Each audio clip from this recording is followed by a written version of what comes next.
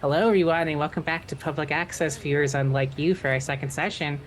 Um, Very excited. We're gonna have our first full session since we did half session zero, half session one last week.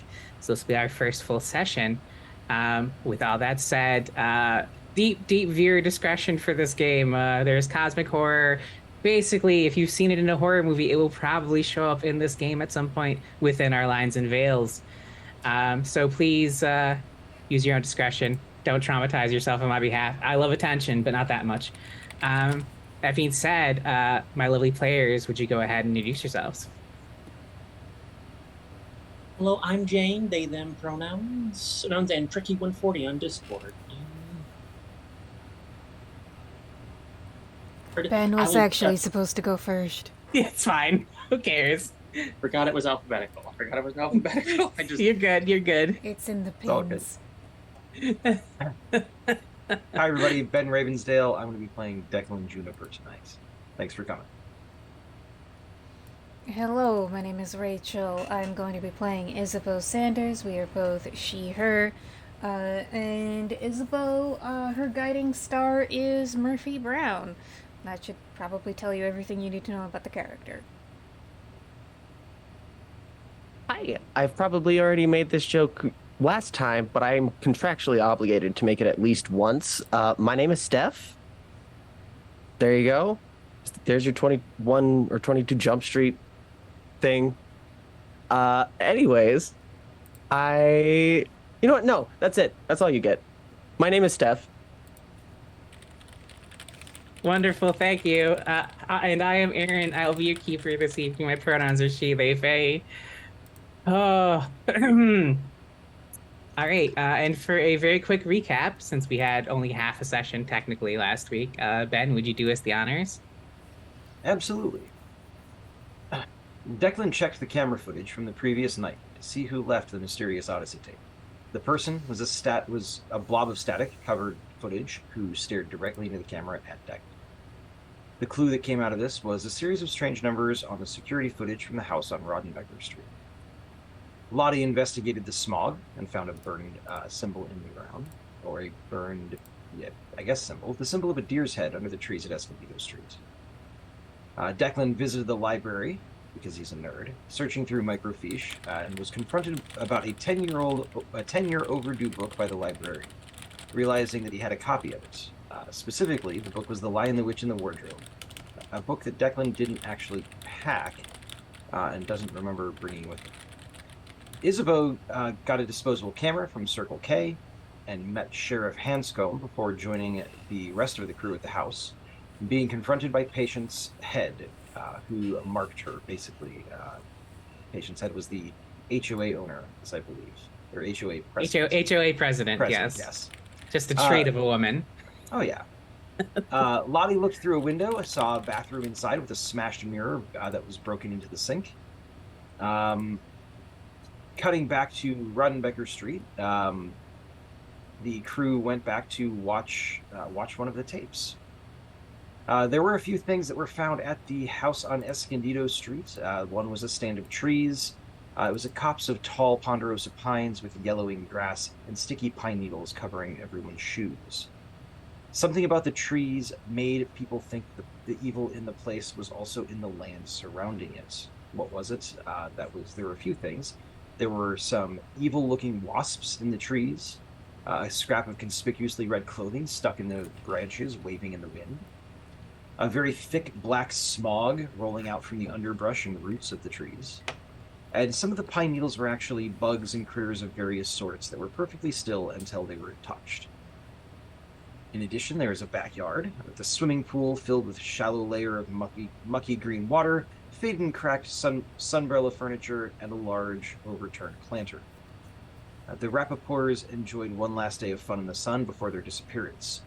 The question was, what did we see around here that showed that? So, the items in the backyard were an old grungy slip and slide covered in slugs and leaf mulch. Ugh. A trampoline, long rusted and broken. An old bouncy castle, somehow still inflated. And an amateurishly constructed and painted doghouse and a makeshift dog run. Excellent. Thank you. I believe we named the slip and slide the slipped and slowed. Flipped and slowed, yes. I hate that. It was past tense.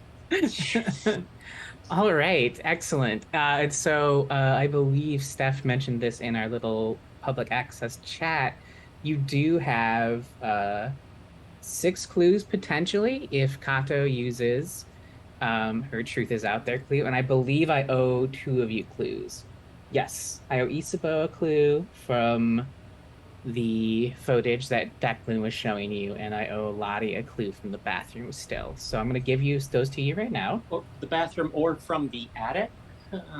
I think the attic was just a night move. It wasn't a meddling move.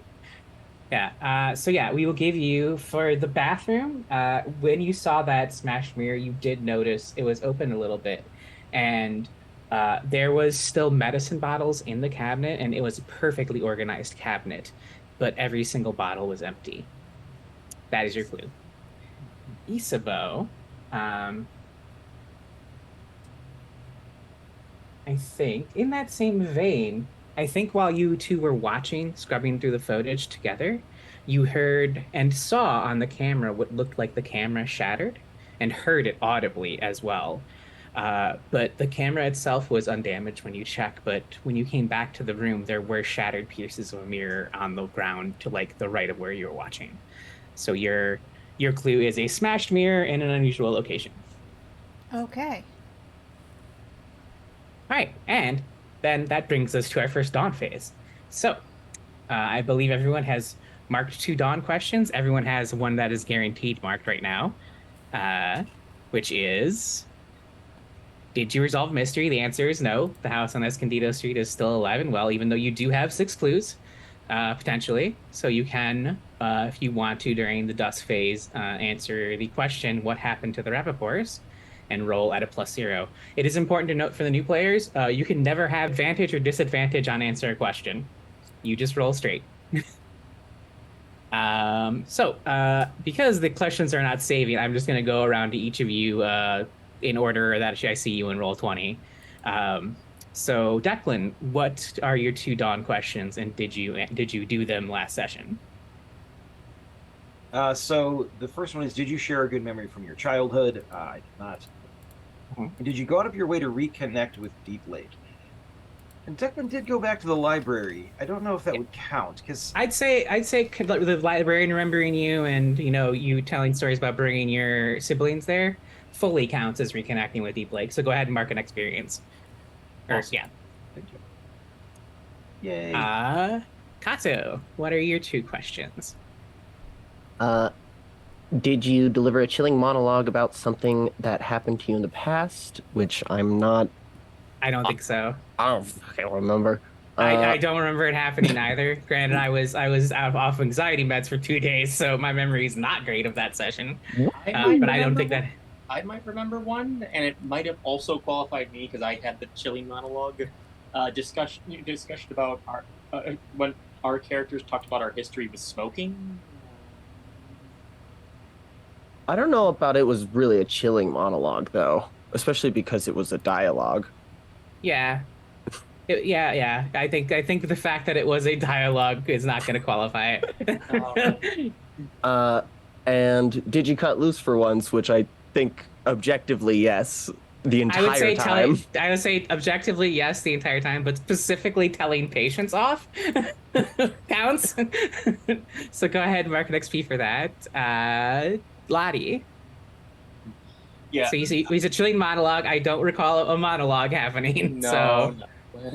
Oh, I am prepared though. I really like the Magnus Archives. Excellent. I just started listening to that myself.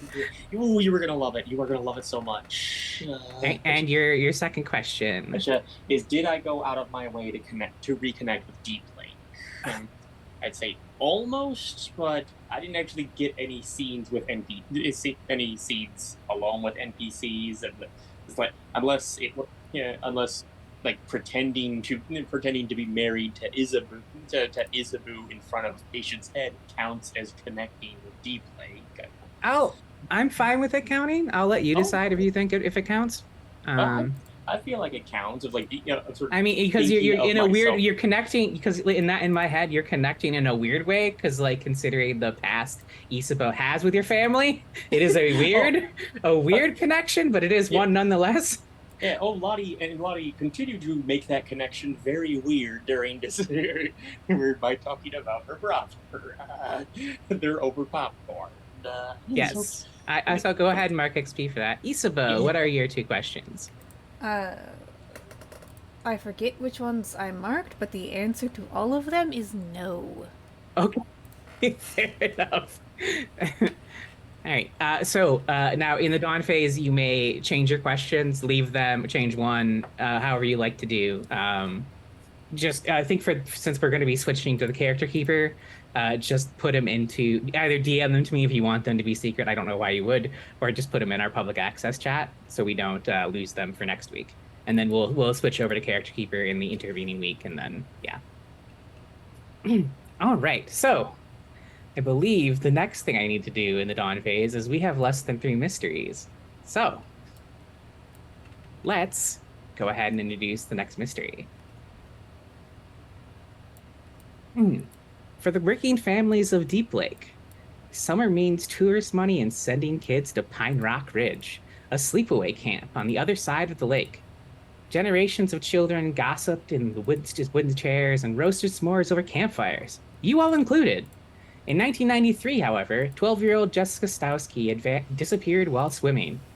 She was the 4th camper who had gone missing in as many years, the others being Johnny Green Jr., Carlos Sanchez, and Elizabeth Lizzie Lewis. Like them, her body was never found. Pine Rock Ridge was forced to shut down soon after the incident, sued into financial oblivion by Jessica's father, Henry Stowski. The cold case of Pine Rock Ridge campers is now more myth than tragedy, especially among elementary school students. Every year, children pass down the tale of Jessica Stowski, drowned by the Deep Lake Lurker. Some claim it's Deep Lake's own Loch Ness Monster. Others say the Lurker is the previous victim, bound to the lake until they pull another victim to the bottom. The children's tale gained traction in conspiracy theory circles when Pine Rock Ridge recently opened back up under new management, and it gained the attention of the Latchkeys when Camp Counselor Emily Beaumont stopped by the house on Rodenbecker Street, asking them to look into the disappearance of her former best friend. Latchkey of my choice. Fecklin! You know the Lurker is real because you were almost drowned by it, though you didn't get a good look. Why are you still alive?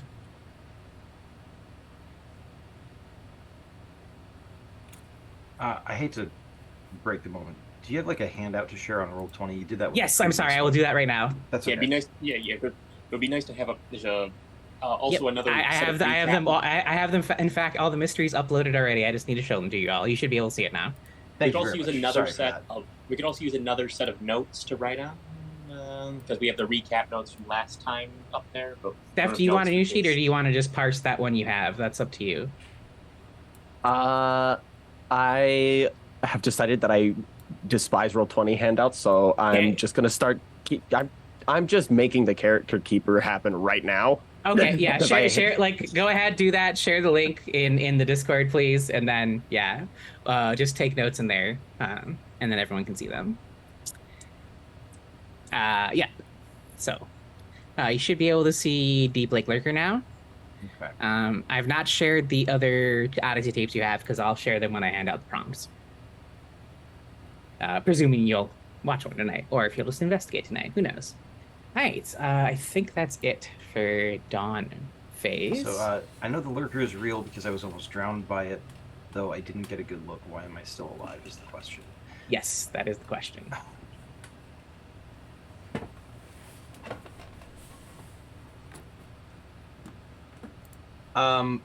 Hopefully this is an okay response.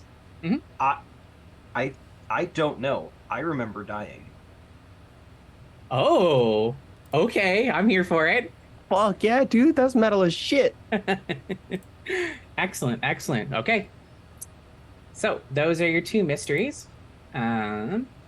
So the current two, just to recap, House on Excidio Street still active, though you technically, with Kato's Truth is Out There, have enough to roll answer a question, fed +0 during the dusk phase. And then now you have Deep Lake Lurker. Just Which, for by the way, I would like you to give me that clue because I don't want to think of one right now. you actually did write one for yourself already for last sessions. Yeah, for last sessions, but this is or for this sessions. This one oh okay. All right. Thank you. Immerse me, GM. Immerse me. Oh, that was setting me up for a pants grab joke, but I'm too classy to make one on stream. That's a lie. I do it all the time. You just did. Yeah, I know. Lottie's clue, Steph, was the medicine cabinet that's neatly organized with all empty bottles. Okay. And if for those, there is the character keeper. You don't need to fill out everything for the character keeper, but it is linked in Discord now. So if you want to save your questions there and stuff, that is great. So yes. Also with the Deep Lake Lurker, here are your questions, I suppose. The first question you need to answer for Deep Lake Lurker. Is the Deep Lake Lurker a horrid beast or a transformed Jessica Stowski? Complexity 4. The opportunity, it will unlock the next question depending on how you answer. And then now you also have access to the key for Deep Lake Lurker, which is the key of the shutter, which each latchkey narrates a flashback to something fun that happened one summer at Pine Rock Ridge. Why does the memory now make you flinch? All right, so I think that is everything for Dawn. Lottie, that's just too easy. It is a layup for a explicitly trans character, yeah. He's like, I'm gonna have to be more imaginative. I'm not gonna go for the. The notion of being in a bathing suit period makes me flinch now. All right. Anyways, so we did not turn any keys last week, so we don't need to resolve any key prompts. So let's move into the day phase. What would everyone like to do for our day phase?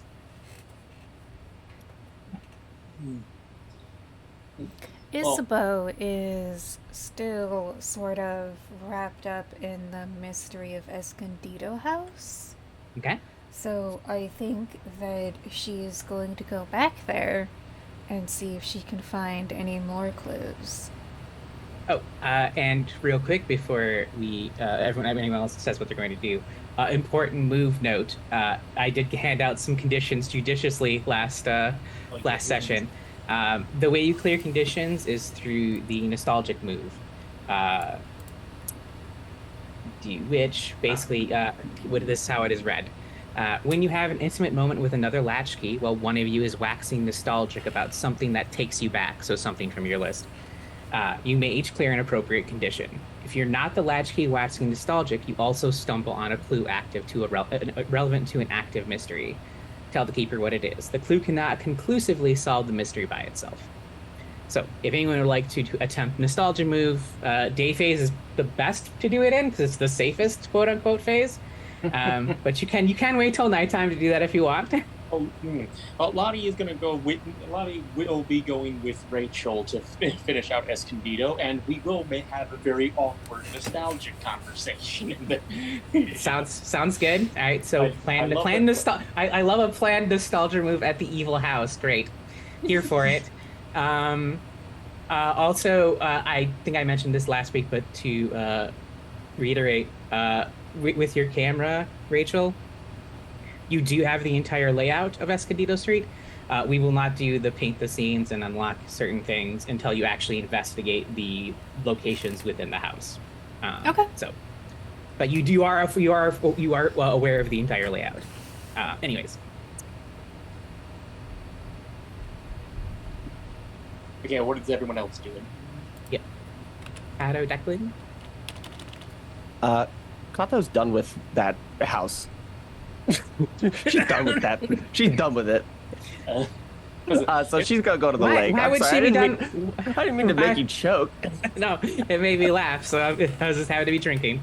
Why would Kato be done with that house? It was such a good time last time. Yeah, a great time for everyone involved except for her. And also everyone involved. So, I'm sorry, Kato is going to... Lake time. Lake time? Okay. Yeah. Declan. I think I think Declan's probably gonna go to the lake Right. with Otto's planning on going swimming. Wonderful. Okay, that will be the clincher for Lottie. I can't commit. Yeah, I'll go with Rachel. Already, I'm over.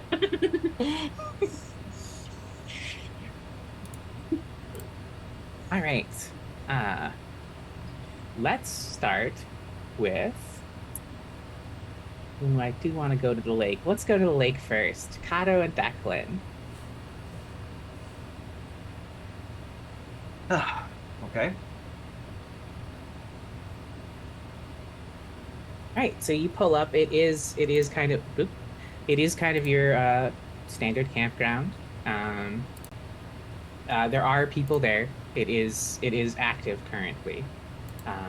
So you see kind of cordoned off when you get to the lake portion anyway. It's cordoned off with the little buoys and shit, and there are some kids swimming, and some counselors. You see a boathouse. There's a beach. Some cabins as well. Where would you like to go poke your nose into first, either of you? I think Kato's going to go to the boathouse because that looks like, a good enough place as any. Declan, are you going with, or are you going to go your own way? Nope, Declan's sticking with Kato. Excellent. Sounds good. All right, so you walk into the boathouse. You see kayaks and canoes, perfectly all stacked. Fresh coat of paint is over the rust. Paddles and life jackets are strewn about. You don't see anyone here right now, so if you want to poke around, it's a good time to do. But first, let's paint the scene. What indicates to you that the lax boathouse policies haven't really changed since you attended camp? I think I gave you one right off the bat there.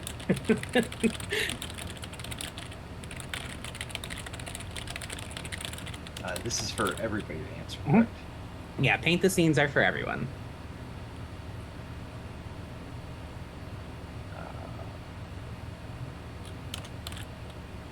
Sorry, I'm trying to just get track of things on the thing.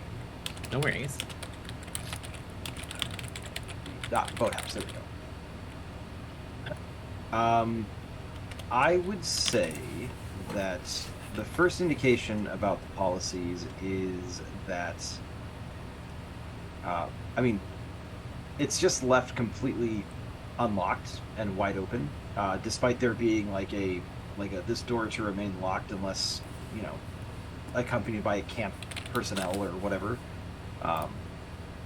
Yeah, the door is just kind of like swaying in the breeze, like clinking against the door jamb. Anybody can walk in. Okay.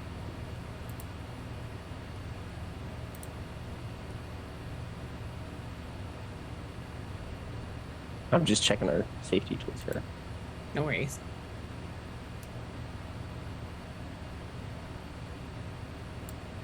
There is still a loose floorboard that is used to store just pot. Kids come here and they smoke. Beautiful. Do we all answer paint the scene? Yep.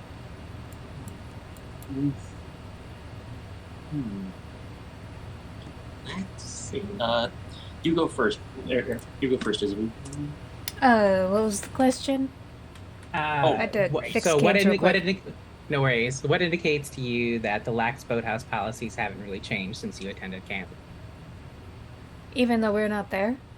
Yep. Yeah. So this is Okay. just like a big part of Carver Bitterwood is the collaborative storytelling element. So, yeah, paint the scenes are for everyone, even if you're not in the scene. Okay. And it's that the rules have relaxed?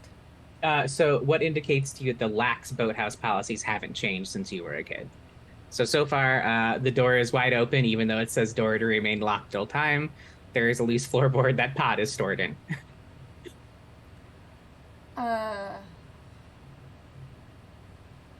I think probably signs that someone keeps bringing their dog to work. So dog beds, some chew toys, food and water bowls. Excellent. I'm gonna yeah, I'm gonna say that one of the boats has a paper sign taped on it that says "Hole in boat, do not use," and one of the and the paper sign has been scotch taped on it, and one of the corners of this cake has already come off. Excellent. But so this is begging for disaster.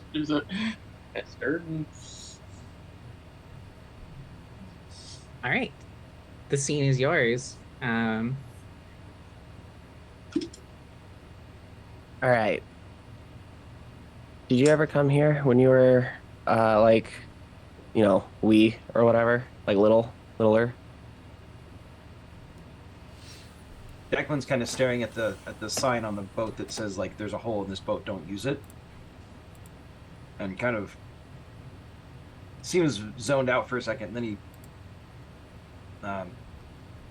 says, "Yeah, my parents used to send me and my my younger brothers and sisters over here whenever they wanted a day to themselves during the summer." Hmm. Came here How a often lot. did you come back here to the boathouse? She says, and she is going directly toward that loose floorboard. Just once. All right. So you probably don't know about this. And she flips it up, and there's maybe something in there. Yeah, go ahead and make the meddling move with reason, I think is what it's going to be. Cool.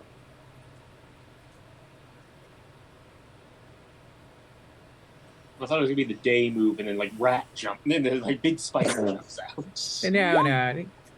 I'm the oh, holy shit. Well done. Oh boy. All right. So you do, Kato, you do find some weed. It looks like it's been here a hot minute, so it's probably a little dried out. But dried weed is still weed. I say from experience.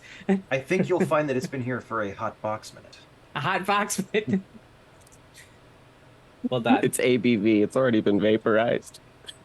Okay, there's one more you have to get out of your system. What is I don't have any more. I'm going to be getting more into my system. it?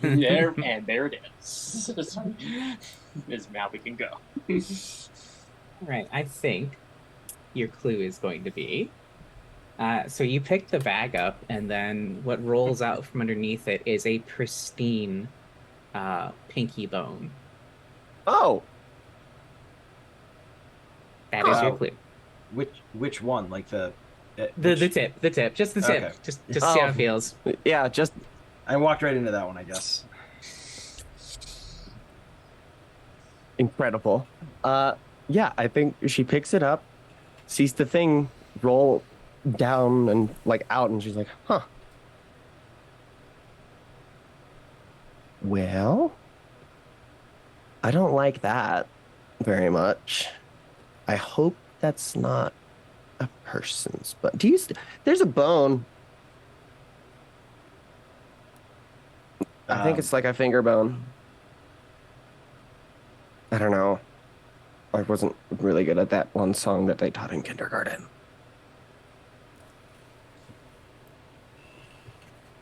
I don't think that song gets that granular. I don't know. I wasn't good with it. Is it easy? Like, is it something we easily recognize as like that's part of a human finger? Yeah, Okay. I think it's pretty obvious. It is like when I say it's pristine, it has been cleaned. This is Oh. a pure white bone fragment. Well, Pure white, not at all ominous. Nope. Why would pure white be ominous in this game? And I think that's where we're going to cut away briefly from Kato and Declan over to Isabo and Lottie. So, you both pull up to the house on Escondido Street. You don't see your newest friend, Patience Head, anywhere. Did we drive in Lottie's embarrassing work van?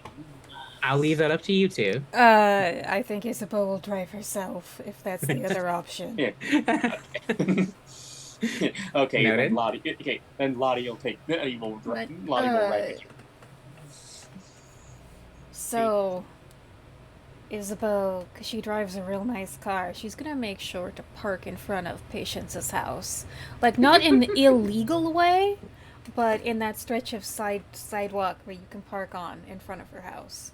I'm gonna all right. I'm gonna ask for the day move using presence, please. What are you afraid is gonna Okay. happen if you fail? It's like, yeah. Oh, Ma, if I the fail? scandal. Yes, if you fail, what are you afraid is going to happen? If I fail, I will have violated some random, obscure HOA bylaw and have to deal with my car being towed.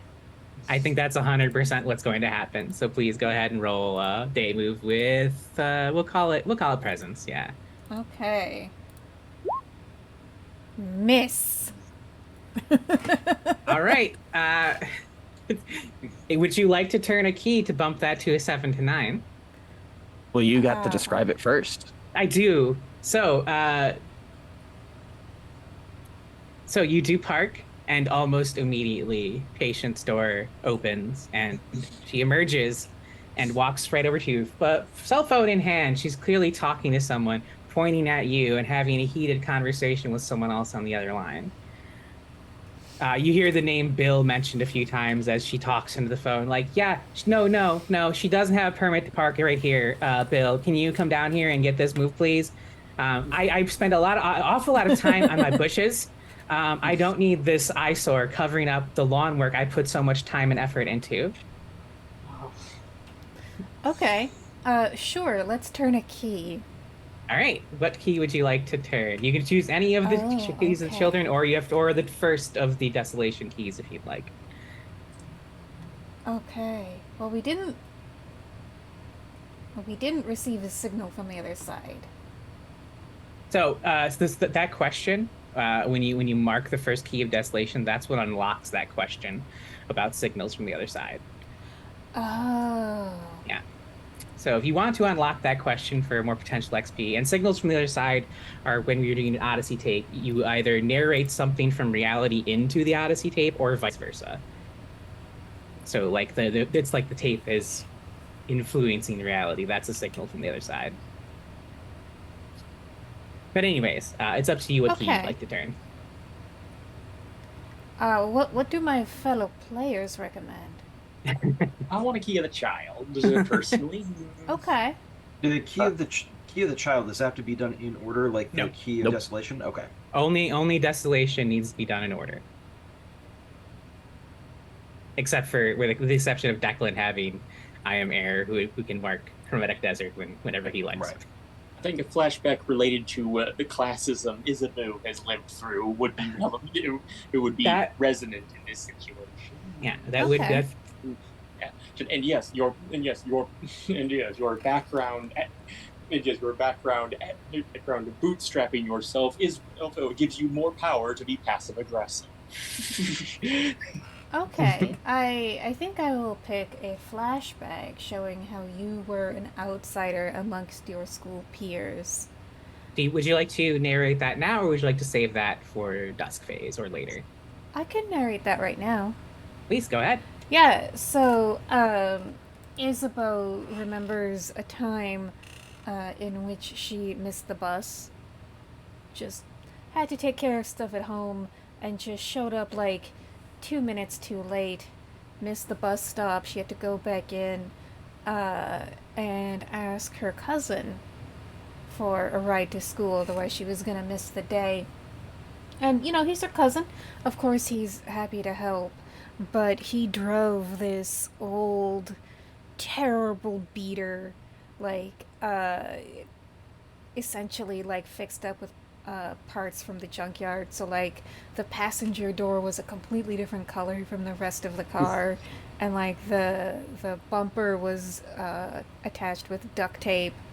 And the brake lights had, like, the red cellophane taped over it.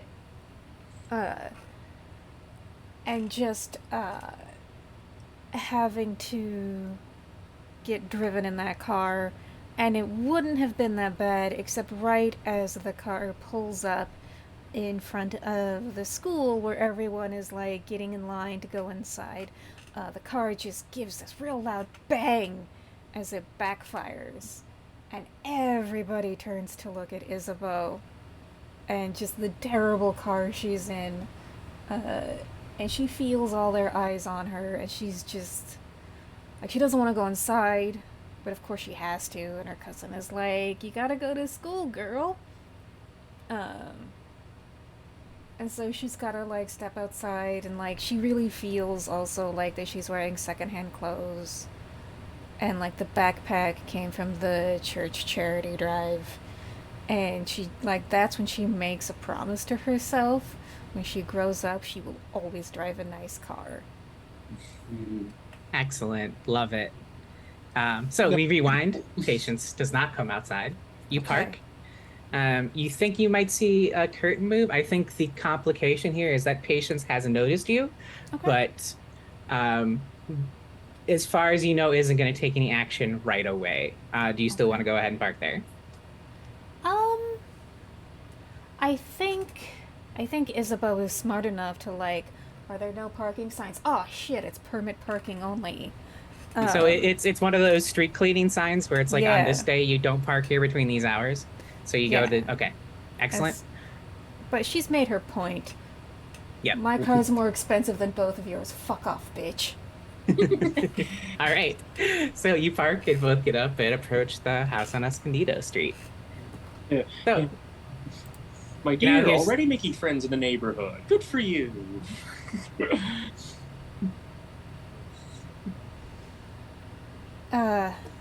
Shit. Yeah, no. Fine, it's fine.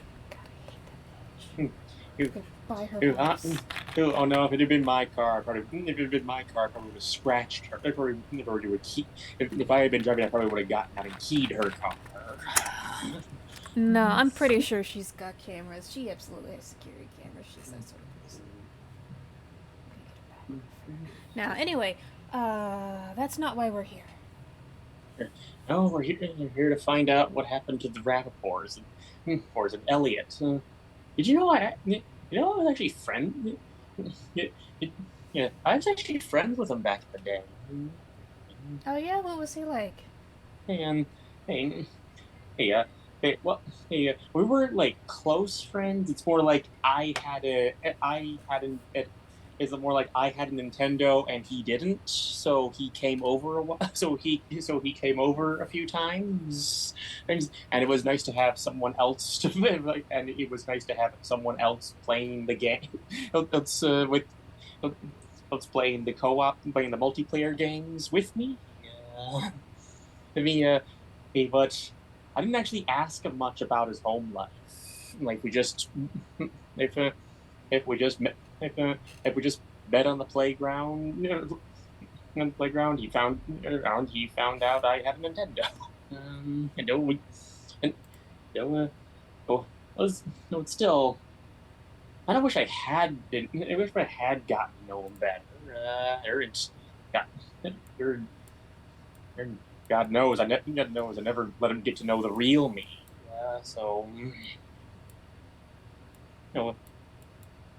I guess I want to put this thing to bed.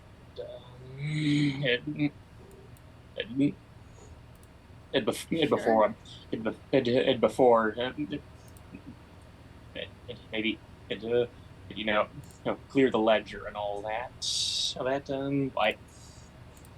Before I move on to the rest of the list in Deep Lake. Sure. All right. So, what happens first? Well, first, nostalgic move. Reminisce about friendship with Ellie. Sure. I think that will qualify. Let me see your conditions here. I have sliced open hand and anxious. I am going to leave anxious and clear sliced open hand. Yeah, I think it was treated and you've had time to sleep. So yeah, go ahead and clear that. Rachel, I don't think you can clear Mark by Patience head. I Nope. think perhaps you've had time to rest and the pure arrogance of last night has left you. I think you can go ahead and clear that. Okay. And because you are the one that is not waxing nostalgic, you can also stumble onto a clue. You tell me what it is. It just cannot solve the mystery conclusively. And it does. I believe in this circumstance, it will have to be a House of Escondido Street clue. Sure. It doesn't have to be one from the list. It can be one you just completely make whole cloth. Oh, okay. See something Yeah. in the window. Please see something in the window. As we pull up. All right. So No, when it's your choice. when I was in high school, this was when you had to get your photos developed, and so I had this little photo album, and it was just the size of the 3.5 photographs. And it was just pictures of me and my friends hanging out, or like at prom, stuff like that. And so I think I find something like that. A photo kept by one of the Rappaport kids, and one of the photos is extra revealing. I still don't know what the mystery is, so I'm not sure what a good clue would be. It can be anything. So this clue cannot be completely used to conclusively answer the question. So you just need to be able to tie it in somehow. Which is in a world where all you have to do is tell me what happened to the Raptors, you can make it fit any way you like. You know. Okay, so it could be like an attempt to, like, those really, Mark 1 bathroom selfies, trying to take pictures of yourself in Oh. the mirror. Yep, I got you. Yeah, and we'll say- something about that photo is wrong or off. Yeah, we'll say as you two are walking into a house, I assume the door you did get inside last time, so I assume you left the door unlocked. Mhm. So I won't make you roll to try and break in. So yeah, as you walk into the house and I think you jostle like an end table, and that sort of pseudo Mark 1 selfie kind of falls out to the floor in front of you. All right. Let's hop back to Kato and Declan. So you two have found a lovely bone, and now have weed also. Was I the think bone- I'll be charitable and let you add a bag of weed to your corner of the house, Kato. Yeah. You Was got the- a great, so you got an 11 on the meddling move. I think that's What? fair. You get a clue What? and a bag of weed. What, it can't be called bag of stolen weed? Yeah, it's a bag of stolen weed, I suppose. Yeah, Well, it's hey, we're not capitalists in this channel, it's Lottie. This is baggy our of weed. old ass weed. It's a baggie of old ass weed. Let's be real. Yeah, in 2004, New Mexico, things that could still cause a problem. That could cause some interesting complications. Oh no, nobody gives a shit. Let me tell you, I live here. Okay. Nobody gave a shit then either. No, if the So- cops caught you with weed, they would take it from you and then smoke it in front of you. Yeah, I can tell you as someone who grew up in a smallish town also, that is literally what happens. The cops take your weed and smoke it. Uh-huh. So they don't give a shit. Anyways, Was So- the bone under the bag of weed, or was it on top of the bag? you're not 100% sure if like just the act of moving the bag jostled the bone or if it was deliberately hidden under the bag of weed. As long as it wasn't in with the weed. I would be lying if I said I didn't think about doing that, but it was a little too weird. We're not there yet. Also, I don't know if I'd smoke bone weed. You know, Yeah, there's- I wouldn't. Yeah, finger I weed. don't know if I'd smoke bone weed. That's why it goes in the corner of your house. So yeah, you two have found that clue, and I think you're not 100% sure, but you think you hear footsteps approaching. What do? Well, I think that Kato's just gonna quickly put the weed in one of her many pockets, and then many pockets. I said she's going swimming, so she has none. Never mind. None pockets. She puts it right in the cleavage, as where everything else goes. Yes, that is what boobs are for. Yeah. And yeah, I guess she's gonna sit in the boat, like not The in shitty boat the water. or yeah, a not boat? in the water. Not in the water. It's gonna still be hanging up, but she's gonna sit in it. It's like a hammock, basically. Okay, so the shitty holy boat is the one you're sitting in. I just want to clarify. Yeah, the Pope's boat. Okay, the Pope's. You said it was holy. Thank you for that. That was almost a full face palm. Declan, what are you doing? Declan is very adamant that Kiddo get out of the boat. It's that it's not built to hold that much weight. It's not safe. You really should get down before you get hurt. No, it's fine. I put the No, I'm note on serious. here. You need No, to I get. put the note on here. There's not even a I'm hole not in talking about the hole in the boat. I'm talking about I'm talking about the shelf that's get out of the boat. Like Declan is upset about this way more so than he probably should be. All right, dude. I love Declan's security I get it. guard instinct. Okay, we don't like boats. She'll very pointedly, slowly get out of it. So, obviously there is some raised voice. I think you hear it's the only way I can describe it's that nervous shuffling of like, should I come into this room or not? Like it's very obviously someone who's doing like the back and forth on their foot, like each foot, like from the left to the right, from the left to the right, like deciding if they're going to come in, but it's loud enough for you to hear it. You can just come in. We're not having sex in here. Declan takes like a very large step away from Steph to be like on the other side of the boathouse after that comment. So the noise stops, and then you hear like very slow steps, and a little kid picks his head in. He's wearing a disposable camera on a lanyard around his neck. Shouldn't have said the S word. My bad. Hello? Hey, Are dude. you two counselors? No, I'm pretty sure you can find one over at the lifeguard station. No, I could probably use one though. Oh, do you need help? I've got my first aid badge, and he points to a little like Boy Scout badge on his uniform. That's great, kid. Go find your parents. Get out of here. Dang, Declan. It's all right.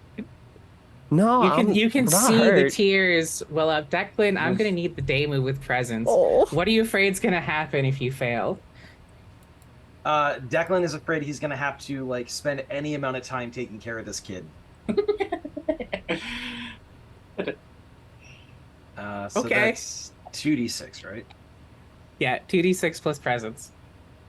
So 2d6 plus 0. Oh, sorry, I should have. Yeah, it's that. Well, My bad. if you no, that's yeah. You could have clicked the Actually, click move, but buttons. I'm so used to just typing it in because it's faster typically. So all right. So here's what happens. You say that cutting thing to this poor 8-year-old child, and he immediately starts bawling super loud. You're pretty sure he's going to draw attention you don't want, considering you have sort of broken into the boathouse. Would you like to turn a key? no. Okay. Beautiful. Todd, All right, so yeah. Tato, put out the fire. Put out the fire that Declan started. So he hasn't told you his name, but Daniel has started bawling. Oh man. See, look. Why are you just yell at kids, man?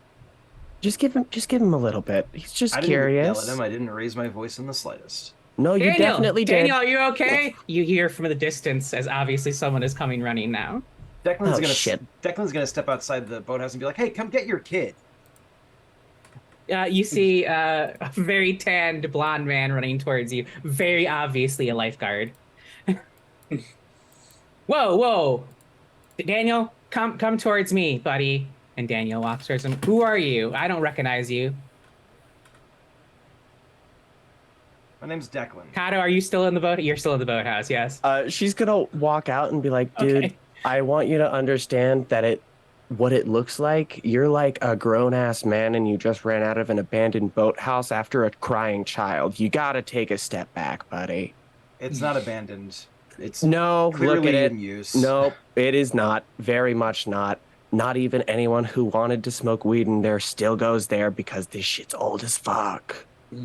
Aren't there still like boats that get used, like that are stacked up in this thing? Did you see them? I didn't. This is me out of character asking because.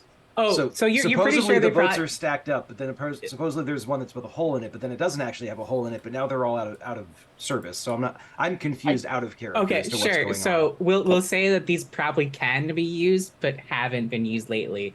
You think probably because of the disappearances that they have opened up the lake to a point, but not enough for you to be able to boat out to the middle of the lake. Yeah, and my intention with Paint the Scene was that one of the boats has a sign that says "hole in." Yeah, there's Do probably not just use one it. shitty boat, and the rest are usable, and they just probably don't Okay. see much use because the vibe you kind of get from when sorry, I forget her name, when Emily visited you, and the vibe you got from her is that even though like they're treated as more of a legend, it's a legend that has teeth, pun intended. So they take it a little seriously and don't let people go out too far on the lake unsupervised anyway. Okay. So Daniel runs over to the lifeguard and he like hurts him briefly. It's like, Daniel, go back with the other counselors. I'll handle this. And then this tall guy in bright red swim trunks walks up to you both. Okay, bullying kids? Really? That's breaking into boathouses? What's up, Letting guys? kids Should I... wander off to the boathouse where it's known to be dangerous? Really? That's great lifeguarding right there. This is supposed to be locked, as you can see. So, But it's not. We were able to just walk right in there, which means if we hadn't been here, that kid would have walked right in here. And, we know what happens at this lake when kids are unsupervised, don't we? Jeez, dude. Who the fuck bit your ass? I don't know. Something that was out in that lake back when I was a kid. So you'll have to forgive me if I'm a little bit touchy about the whole thing. you Wait, see, like a mosquito? he's like, look, no, you're right. That, one of the big rules we teach around here nowadays is you never go out in that lake alone. Not ever. I also point at the sign that says it's supposed to be locked at all times. I don't know why it's not locked. I'm going to believe you didn't do it. I'm sorry, but I'm going to ask again who you two are and what I can do for you. Yeah, sorry, man. Like, look. My name's I'm Joey. I'm the head lifeguard here. Declan. Nice to meet you. Kato, Nice to with meet him. you both. Flirt with him. I just wanted to go swimming. I wanted to go swimming and I saw the boathouse and I was like, oh yeah, I remember hiding weed in there when I was young. And so I wanted to see if anyone else did because, He doesn't flinch at the weed comment, which tells you something. He's like, yeah, I grew up around these parts too. So you're both from here? originally, Yeah. at least, yeah. Oh, okay. So you already know how, well, you know how dangerous this lake can be. So First-hand experience. Yeah. Daniel's a good kid. He's just a little lonely, I don't think you needed to yell at him. I didn't yell at him. You know what? You're right. I snapped at him. Splitting hairs, I guess. So what brings you two here exactly? You just want to go for a swim? Like I said, Yeah, if you're I gonna did. go, please don't go alone. Make sure you're always in pairs. That's kind of a big rule around here, since, Well, I guess. You know Emily Beaumont by chance? Yeah, the counselor here, of course. Oh yeah, she. Are you friends of hers? Yeah, she asked us to come here. Also, there was that. I forgot. Acquaintances. She Oh, mentioned is- something about her friend going missing. So Ah, okay. I see what's going on here. Okay. Yeah, well, if there's that's something that's haunted Emily for a long time, so I'm not surprised, I guess. Um, it's hard to lose a friend, especially in that way. and sorry, Emily's friend was Jessica Stowski, correct? Yes, she's the last Okay. one who went missing before they closed the camp. And when did that happen? In 90. 93. So it's Yes. been 11 years. Yes, 11 years, and she's just now asking you to look into it, correct? Okay. All Because they right. can't reopen. And what was this guy's Because name? the camp reopened, and B, you're looking into weird shit already. So you're yeah. How long has the camp been reopened? I want to say months. Let me double check. Okay. A year at most. And, Yeah, a year at most. We'll say like a little less than a year. It's been open. and what was this guy's name one more time? I'm sorry. Joey I- Keane. Joey Keane, yes, Thank you. head lifeguard. I have feelings about Joey Keane. Let me tell you. I know that they may not be relevant in this one, but it's on site.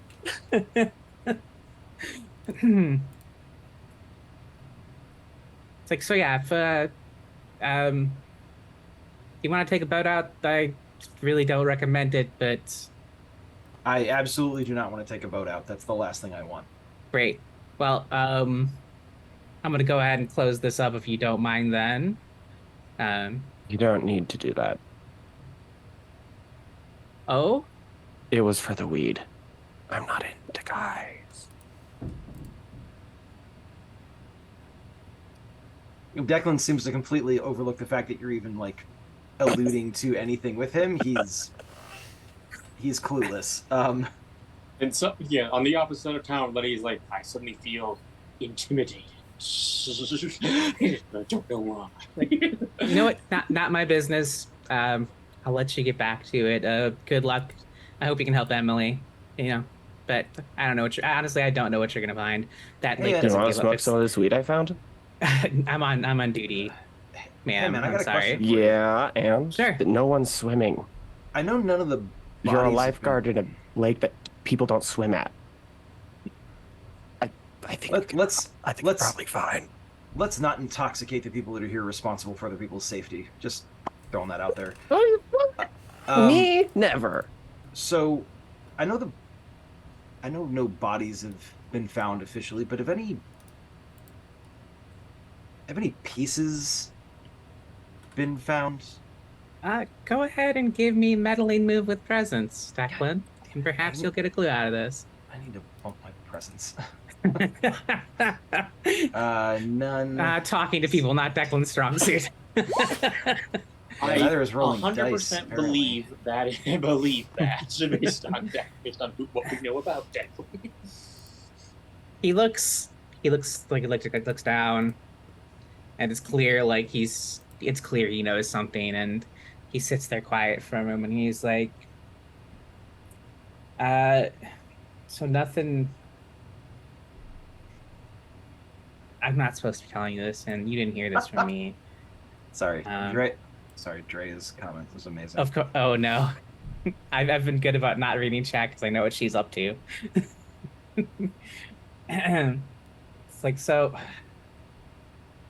nothing humans ever come up that I've seen, but just earlier today, it's weird, but there's no big predators in the lake that besides the deep lake lurker, but there was I saw a mallard that was bitten in half earlier today. It was kind of weird. That is your clue, Declan.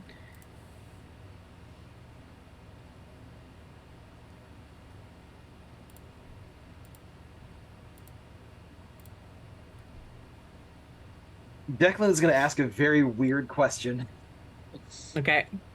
Lengthwise or crosswise? You're like, how could that? And I think this is where your complication with the clue is going to come in. Because he looks at you, he's like, that's a weird fucking question, dude. I'm going to go back to my post, but yeah. Let's leave the kids alone, man. In what way could that possibly be relevant information? I didn't love say it. I didn't love say it. it was relevant information. I It's just love where Declan's brain went. I love it. So I think, yeah, the complication with the clue is you don't know which half it was bitten in. Just because that's hilarious to me. We need to find. Oh, great! Now we need to find out which half of the dog was found, and then Like find lengthwise is so honestly in terms of horror, lengthwise is more horrifying because that means its mouth is massive. Yes, exactly. But we will just say that he does not tell you which half. All right, and we're gonna cut back now to Isabel and Lottie after that. I don't know how we could possibly top that. But okay. And I spent the time brainstorming brainstorming what games I played with, what games Lottie and Elliot played as kids. So I think that could come up. So I'm looking forward to having that come up. All right, so you two have re-entered the house on Escondido Street. Where would you like to? Did Rachel get the clue? Did Isabel get the clue? Yes, it was the Photo book. the Mark I bathroom selfie. Yeah.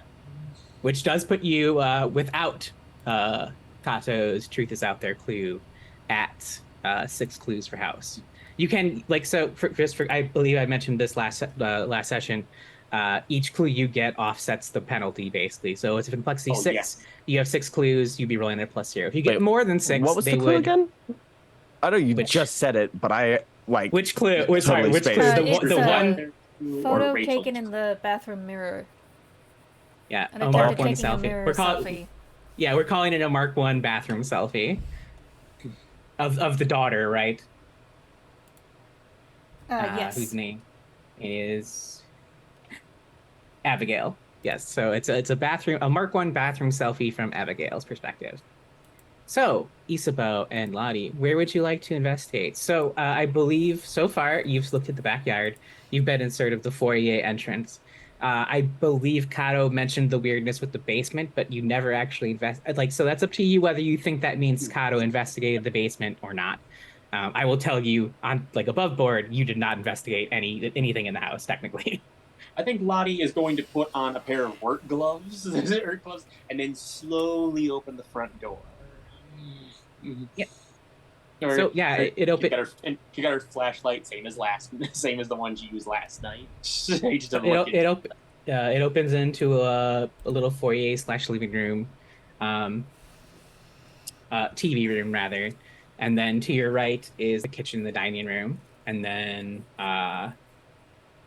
there is stairs up to the bedrooms, and then there is the basement door.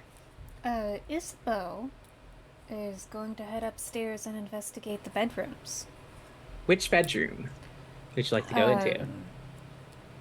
So there's the master bedroom, Elliot's room, and Abigail's room. Abigail, because I have her selfie. All right. How about you, Lottie?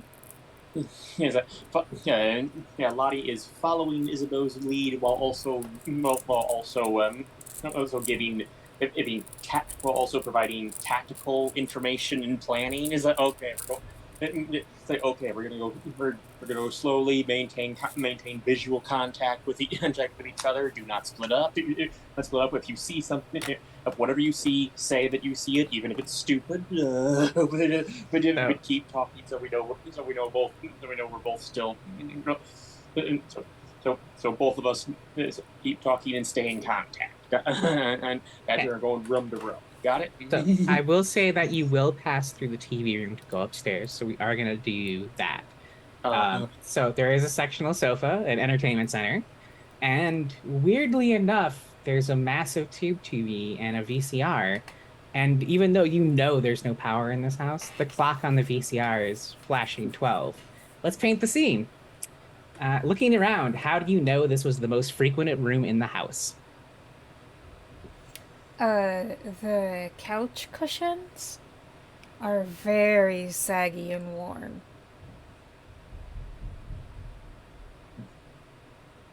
I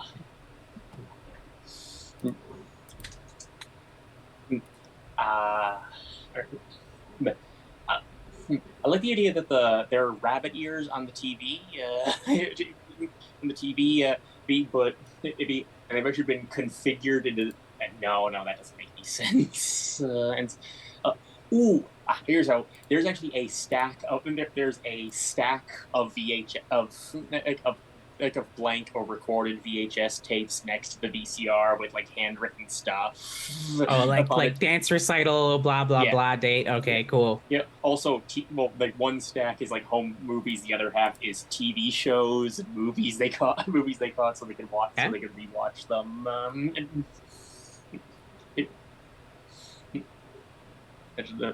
And so, and a couple of which are visibly worn from being watched over and over. Hello, Declan. I imagine there's like a coffee table, like one of those like kind of cheap wooden ovular coffee tables. And on the table there is a pattern of like little circles, like rings from people putting like their can of soda down or whatever on like a hot day when the condensation, and this like overlapping pattern of circles has the tendency to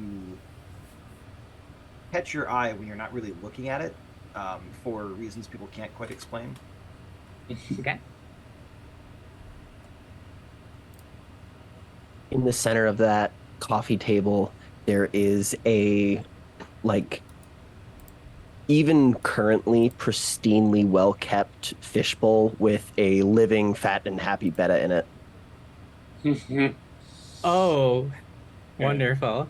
Yeah, Isboo, I got visual on visual on a VCR and a beta fish. A living beta fish. A beta disc? No, beta fish. Okay. Fish, yeah. Yeah, like neither are compatible with the VCR, but one is inherently weirder. The beta. Yes. So, just quick note, there is a special rule for the TV room. Yes, I know. I've heard it. The VCR and TV in this room work despite the fact there is no power in the house. The latchkeys I will tell you what happens if you watch an Odyssey tape in this room, but you have unlocked another location to watch an Odyssey tape. All right, so we'll fast forward to you heading upstairs now. Is someone carrying the fish? Would you like to? If you want to take the fish with you, I will let one of you add it to your corner of the house. I love the visual of Isaboo climbing up the stairs, Bonnie's right behind, carrying the fish bowl. you just look and say, like, we're not going to leave him behind. I mean, Isabel will shrug. Yeah, that's fair. All right. If whoever is taking it, you can add the fish to your corner of the house.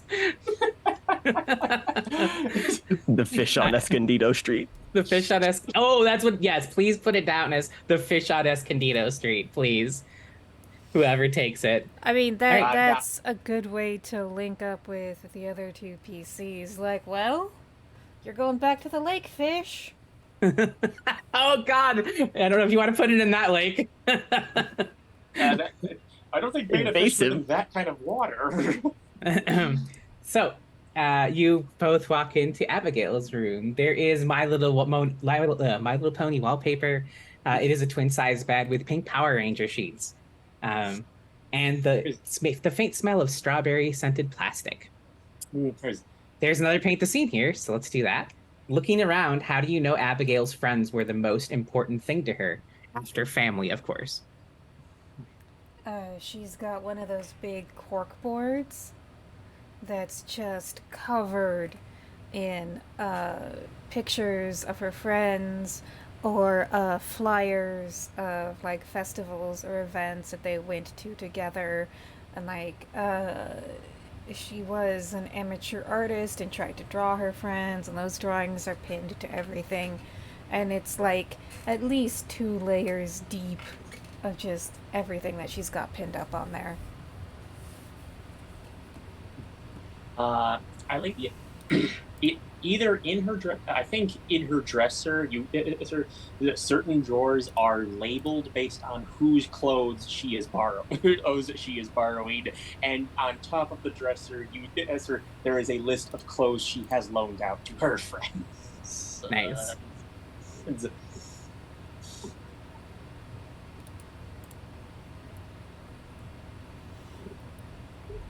I'm gonna say that there's one wall of the bedroom that has a lot of very old, faded, um, like cards and notes and little like mementos and things like that that were pinned there by her friends after she disappeared. And the last one, the one that's most recent, is that's kind of like basically on top of this like collage, is just one that says, "We miss you." Oh, So,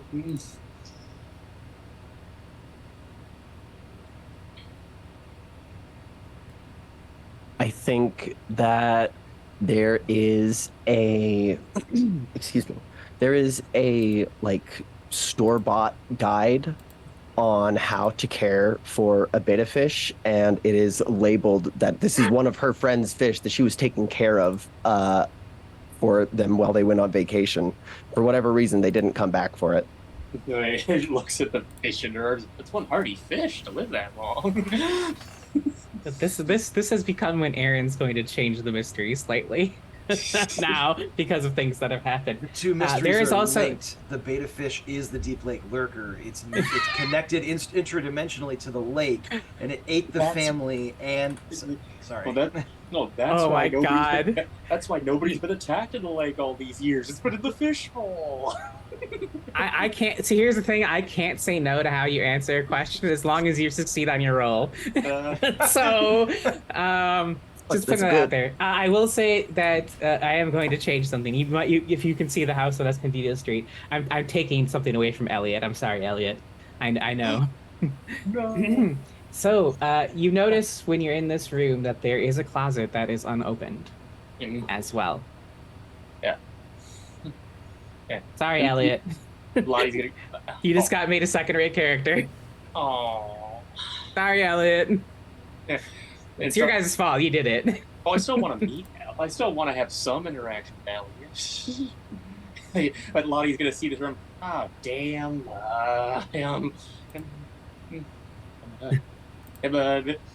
This is the exact room I wanted when I was a kid.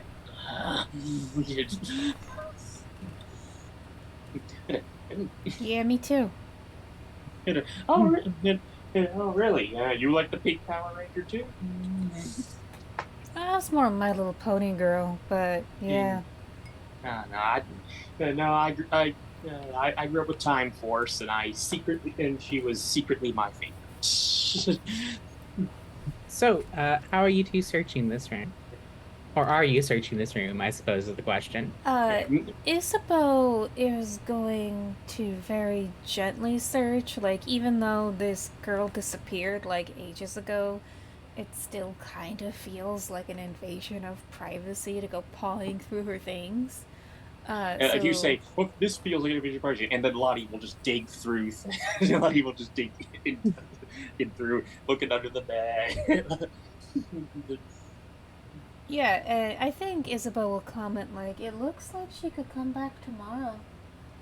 As she's, like, gently, like, pulling out desk drawers and, like, just moving things aside gently, opening the closed drawer, moving things aside gently, not, like, ransacking it.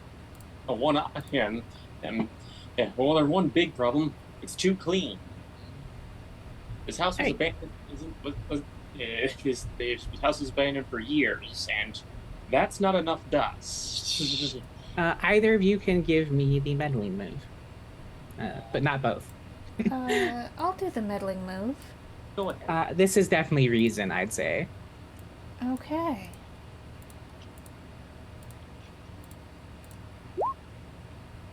Mild success.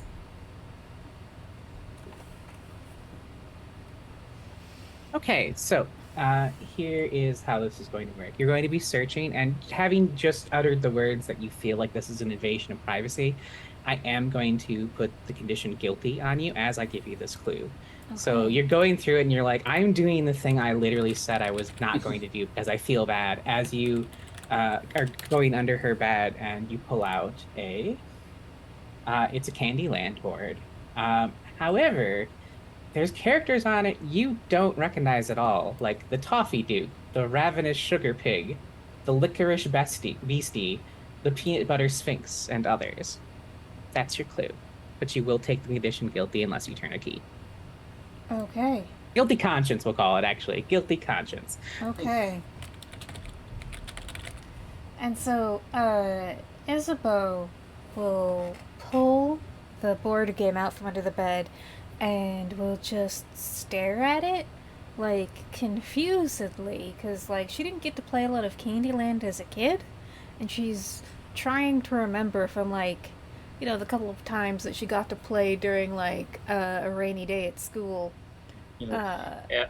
Is this like My Little Pony, where it's a thing I wanted to have as a kid, but I don't understand? So you know what this is? Because that doesn't look like Candyland as I remember it. I didn't get to play a lot of. Is this? I don't remember a sugar pig. Yeah. Isn't there supposed to be a princess made of peppermint? Peppermint that made me feel really weird when I was a kid. Just to look at. I'm gonna pop open the box and just rummage through the pieces in the board. So yeah, besides the weird characters you don't recognize, everything is as it's, you know, the colored cards that decide tell you where to move. Nothing odd besides the characters in the board game itself. Like, the board is changed, and if you flip through the rules reference the normal characters, the ones you're familiar with, which Aaron does not remember. But if you look at the board, like, there is a disconnect between rules as written and what's on the board.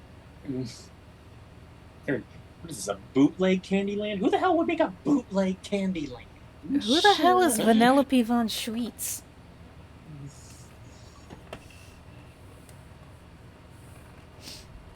That I named one of my characters reference? That's done. That's happening. Oh, I stole it from Wreck-It Ralph. I was gonna say, that's a Wreck-It Ralph reference. Oh, I haven't seen that in a while. That's a good movie. Ralph Begs the Internet is, in my opinion, better. Wow, that's a hot take. Yes. I still haven't seen it. You know, I love the first one.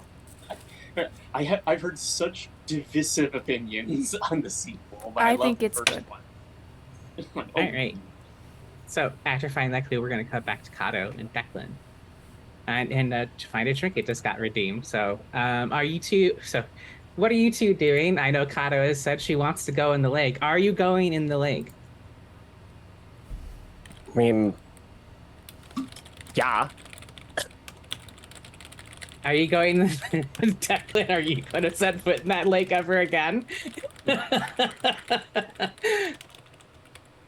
So this is a weird question. It's going to seem off topic, but it's relevant. Weirder than the bisected duck question. Probably Please not. Go ahead. Is Kato older or younger than Duck? I think Kato's probably like 22. Okay, Declan's a little bit older, so.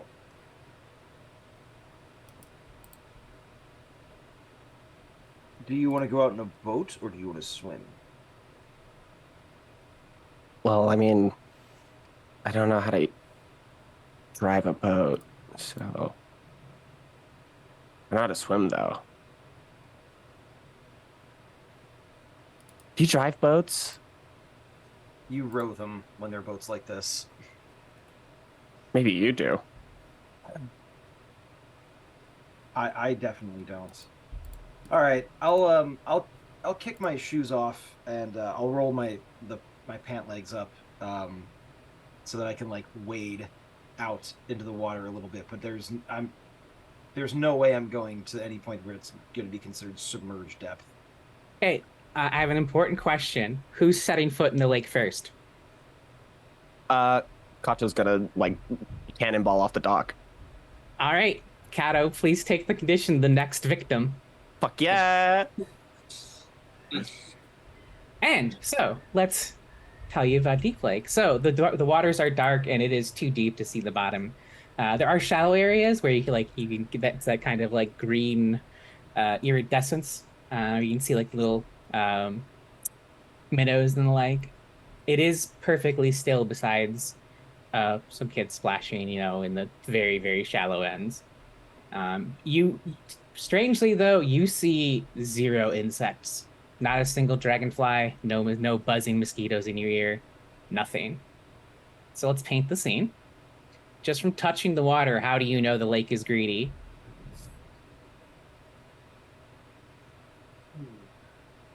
Oh, there is really thick moss and algae just growing over everything. It is hungry. Love it. When you jump in and you when you jump in, you sink to the bottom. You get to and as you have your feet on the floor, or you can see the bottom of the lake for the first time, and you notice quite a few skeletons of dead fish. Okay. Fish, as in like just fish with no, as in like intact fish skeletons with no with no meat on the bones.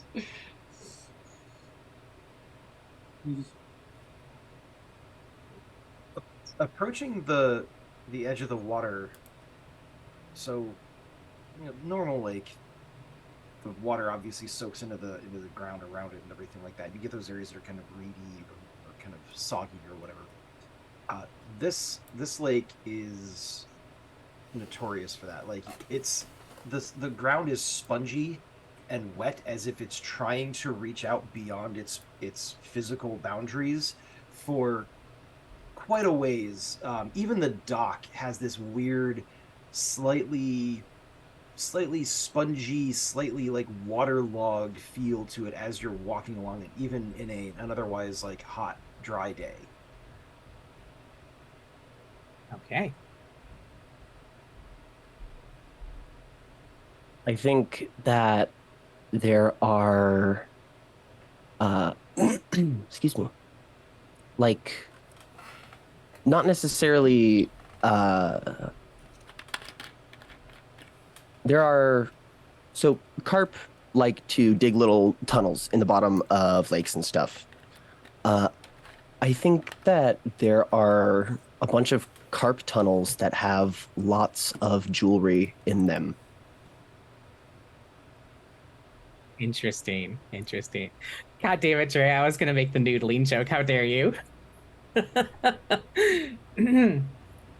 So, someone redeemed Find a Trinket. So, Kato, as you cannonball into this lake, I think you just narrowly managed to miss with your cannonball. You submerge completely, and you land in the center of these three posts that are completely submerged that you could not see from above. And as you're like, oh shit, I almost impaled myself on a fucking spike of wood in the lake, you notice they're all carved with like 3 different symbols on each post. That is your clue that you'll be given by this trinket. You can thank Levy Phipps in chat for that. Thank You, y'all. Levy. I like posts. I thought about giving you an Odyssey tape because the hilarity of kicking a purple clamshell and like being like, why the fuck is this here was really good to me. But I thought it'd be nice and give you a clue instead. I mean, it could have been a literal purple clam with the tape in it. Oh, that would have been really good. Oh, that would have been. I mean, Levy, we could find that in the house if we wanted, because Levy actually... A clam? A purple clam?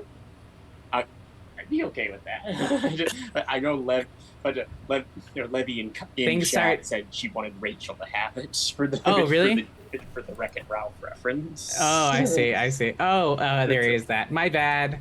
Okay, Well, okay. it's fine. The clues are for you all, so I am You're all happy to share the bounty. yeah, they're for everyone anyway. The clues are the groups. It's our clues. We are not capitalists in this. The latchkeys are not capitalists. We're socialists. So, we're about at the halfway point, and I think that's where we're going to call our day phase also. But before we go to break, as we move into dusk, first question I'm going to ask you, are you watching an Odyssey tape tonight? And more importantly, where would you like to watch it if you are? I mean, that's what we're here for, right? That's one yes for Odyssey tape. Yeah. Okay, sorry, go ahead. I'll watch an Odyssey tape, but probably back at the house. Okay. Yeah, Lottie wants to continue investing Escondido, so but if they want to watch an Odyssey tape, then she would want to watch it at Escondido. So, yeah, I was gonna say your option if you want to still investigate Escondido and watch an Odyssey tape, you could watch the tape there and investigate the house in between the Odyssey tape prompts. We have 2 tapes at the moment, right? We You do have so you have Affirmations 4 three. and You Lucky have 3, but you've watched 1, so you have 2 available to watch. What's There we go. what's 2. the third one? So the first one you watched was the Lucky Lots number 13. yes, and then the other 2 you have should be in Affirmations and Happy Jack. which I have not Happy shared yet. Jack. Thank you. Yeah, so Affirmations so I you're had, I didn't have them. Affirmations 4 and Happy Jack 6 duress signal, pure white pretext. That's a lot of words. Okay. I'm just going to call it Yes. Happy Jack for now. That's fine. That's 2 votes, three votes for Odyssey tape, and 2 for Escondido. It sounds like. What about you, Declan? What's your vote? Definitely Odyssey tape. And are you gonna watch it at Escondido Street? I mean, Declan's already spent all day with somebody, so the idea of like. I mean, so whether you I know. Yeah, you have to watch Like, it with we everyone all no matter have to what. we all have to be in a group, but I'm just kind Yeah. of thinking through his thought Yeah, process. sure. He's not really interested in spending like the nights with 3 basic strangers, no matter where he is. So yeah, he's down for Escondido Street. Doesn't like 6 of one, half a dozen of another. Sounds good. All right. So when we get back, we will start with the desk phase, and I will send the Odyssey tape prompt to everyone before break, so you have a little time to consider your prompts. I will hand out the prompts during our break. I posted a link to the character keeper in our Discord as well, and all of the Odyssey tapes are in there. Great. Yeah. Okay. So yeah, we will be back in 10 minutes, everyone. Okay.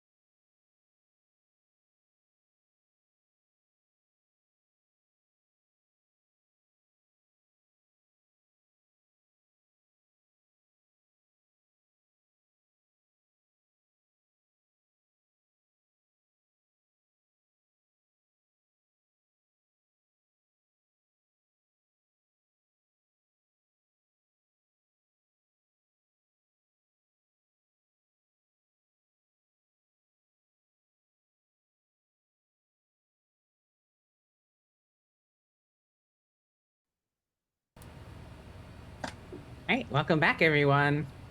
We are now headed into our dusk phase. We have already decided we are watching an Odyssey tape. The Odyssey tape we will be watching is Happy Jack 6 Duress Signal, Pure White Pretext? Question mark. There are no moves that need to be resolved that I'm aware of. Rachel did, or Isabeau did her key prompt already, and I don't think anyone else has turned a key yet. So the question is, besides watching the Odyssey tape, what will the Latchkeys be doing in between pauses, basically? I mean, do we want to try to solve a mystery first? Yes. First. Yes, I if think you'd we like could to probably answer a the question. Yes, you do have 7 clues for this mystery specifically. Kato has a floating truth is out there clue. If she wants it to count for House and that's going to use, that'll bring you to Yeah, 8. it does. Okay, so you have 8 clues for the house on Escondido Street, and the question you need to answer is, what happened to the Rappaports? So we have. So do we want to make a 2d6 plus 2? Well, first you need to tell me what the solution is before you even roll. Yeah, I know. I mean, So- do we want to risk? Oh, do we want yeah. to chance it now, or do we want to collect more? Yeah, so yeah, Well, I mean, +2 is pretty good. It is, plus, yeah. Plus 2 is rather solid. I'll just tell you in terms plus of. if we get a 6 minus on the roll, we can also all turn a key, and that'll bump it up. So Oh, Yes. okay. Yes, So how do we and you determine- do, and I will say, for the record, you do have the house on Escondido Street key unturned still as well. So that is available to be turned. But once you resolve this mystery, it will no longer be available because you have to, it has to be used when you're on an active mystery that you are investigating. Yeah. So just putting that out there. Even if you roll a 7 to 9, you maybe want to bump it to a 10 plus. That's up to you. Anyways, so how do we determine? Because it's my first time. Sure. How do we determine the answer to this question? Does one person get to do it? Do we all do it? Do we collaborate and we kind of come to a consensus? Yes, collaborative. You four, not me. I get to sit back and do nothing for a bit. You four, using the clues you have, tell me what happened to the Raptors. Well, you can contribute. It's not against the rules. Yeah, I might be lazy. And also, I want to give my players time to, especially because there's 2 people who've never played before. Let the wild speculation flow. Yeah, so let's go over our clues real quick. Let me pull open the character keeper.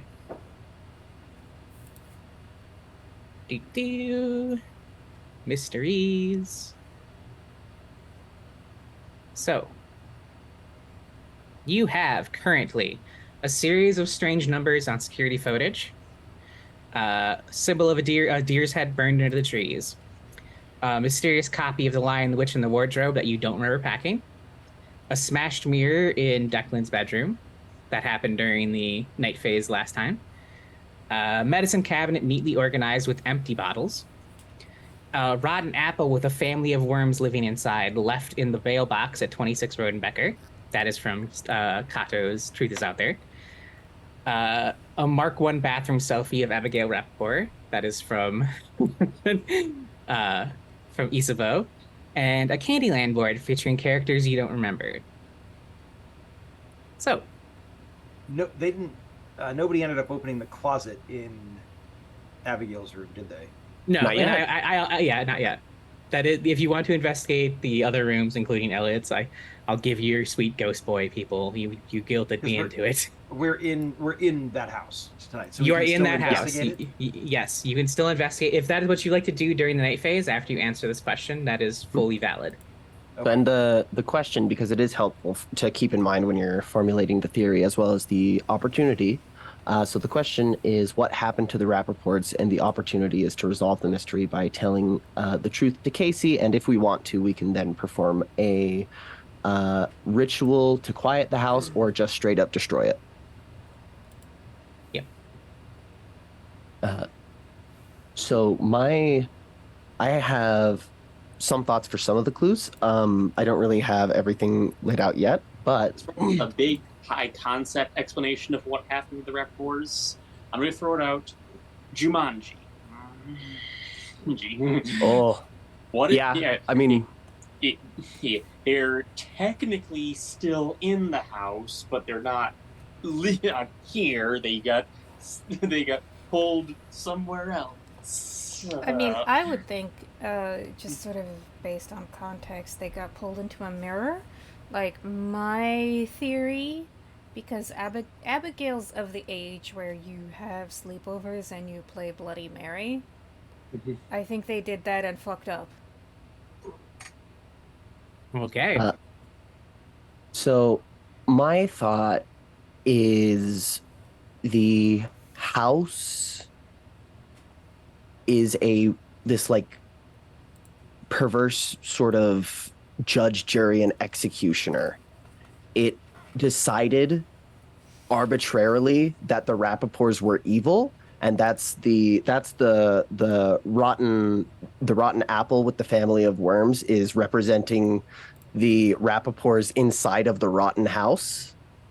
And the house then basically it used the so the symbol of the deer's head under the trees is part of the like original ritual that sort of imparted this malice or malevolence into or onto the house. Like maybe it's even like someone figured out a way to transfer their soul into the house. It's like Monster House. It's Monster House. It's Monster House. And so the copy of Lion, the Witch, and the Wardrobe is mostly like about not the book itself, but rather the relevance to this is the whole like once you open this once you open the wardrobe in the book, you get taken to this whole new place. When you enter the house on Escondido, it is not, I think it's like if you imagine an old Western movie, right? And they have Main Street and you know that it's just cardboard cutouts. I think the front of Escondido Street is effectively like a stand. And when you open it, it is into this sort of different place or not place. Basically, it opens into the house, but the house isn't actually there. It's an illusion. You're stepping into a different dimension when you step into the house on Escondido Street. I will butt in and say Levy makes a good point. All three of your ideas could be combined at this point. Exactly. Yeah. That's the. Yeah, I personally like the idea the house trapped them, and then trapped them, but they tried to escape through the mirrors. Ooh. Yeah, they tried to escape through the mirrors, and that's why there's all kinds of shattered mirrors, because either the house or they fucked it up trying to get out. Maybe the house is making them go through this fucked up Candyland as their punishment. Maybe that's the Jumanji is like the house made evil Candyland, and now they have to go through it. Oh yeah, of course they would try to break out through that. Ben or Rachel, do you have thoughts? I really like that, and sort of riffing on Jumanji, I think maybe how we actually solve the mystery is at the house, Isabeau is like, hey, I found this weird board game at the house on Escondido Street. Do you guys want to play it? Hell yeah.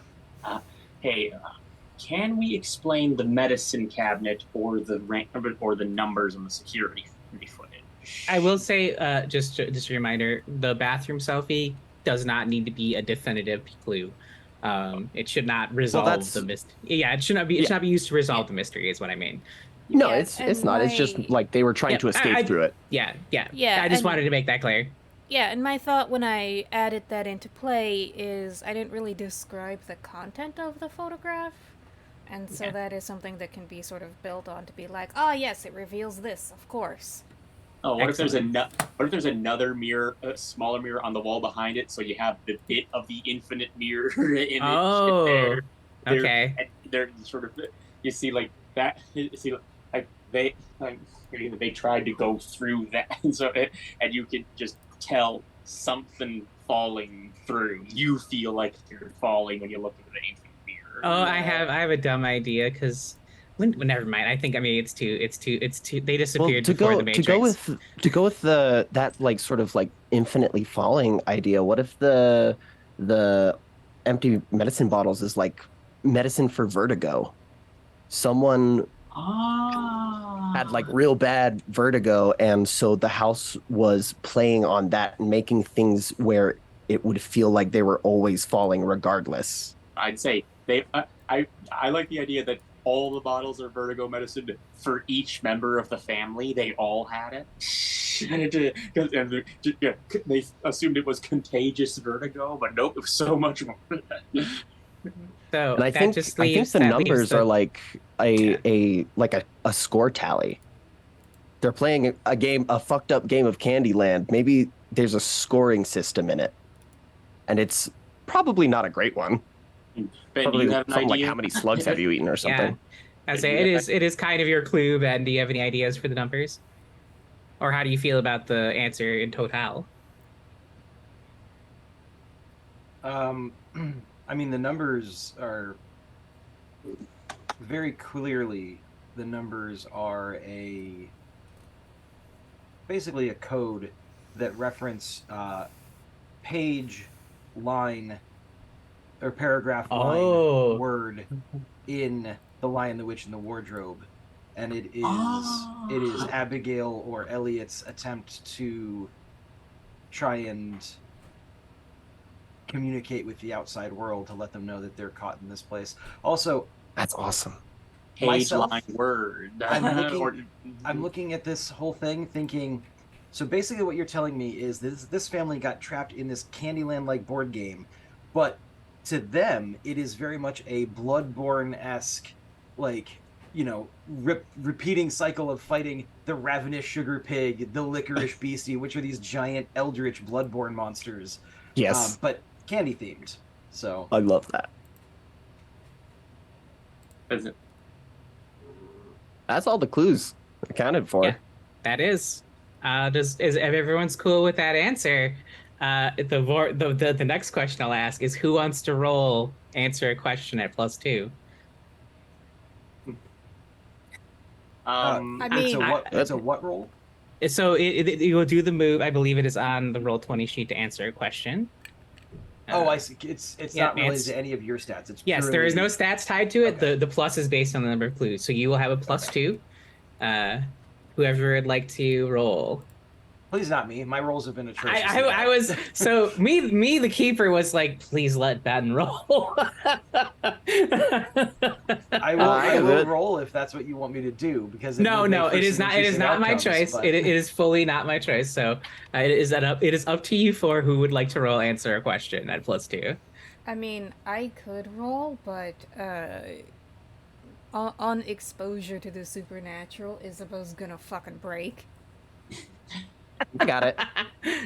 All right. I Kato. could I'm okay.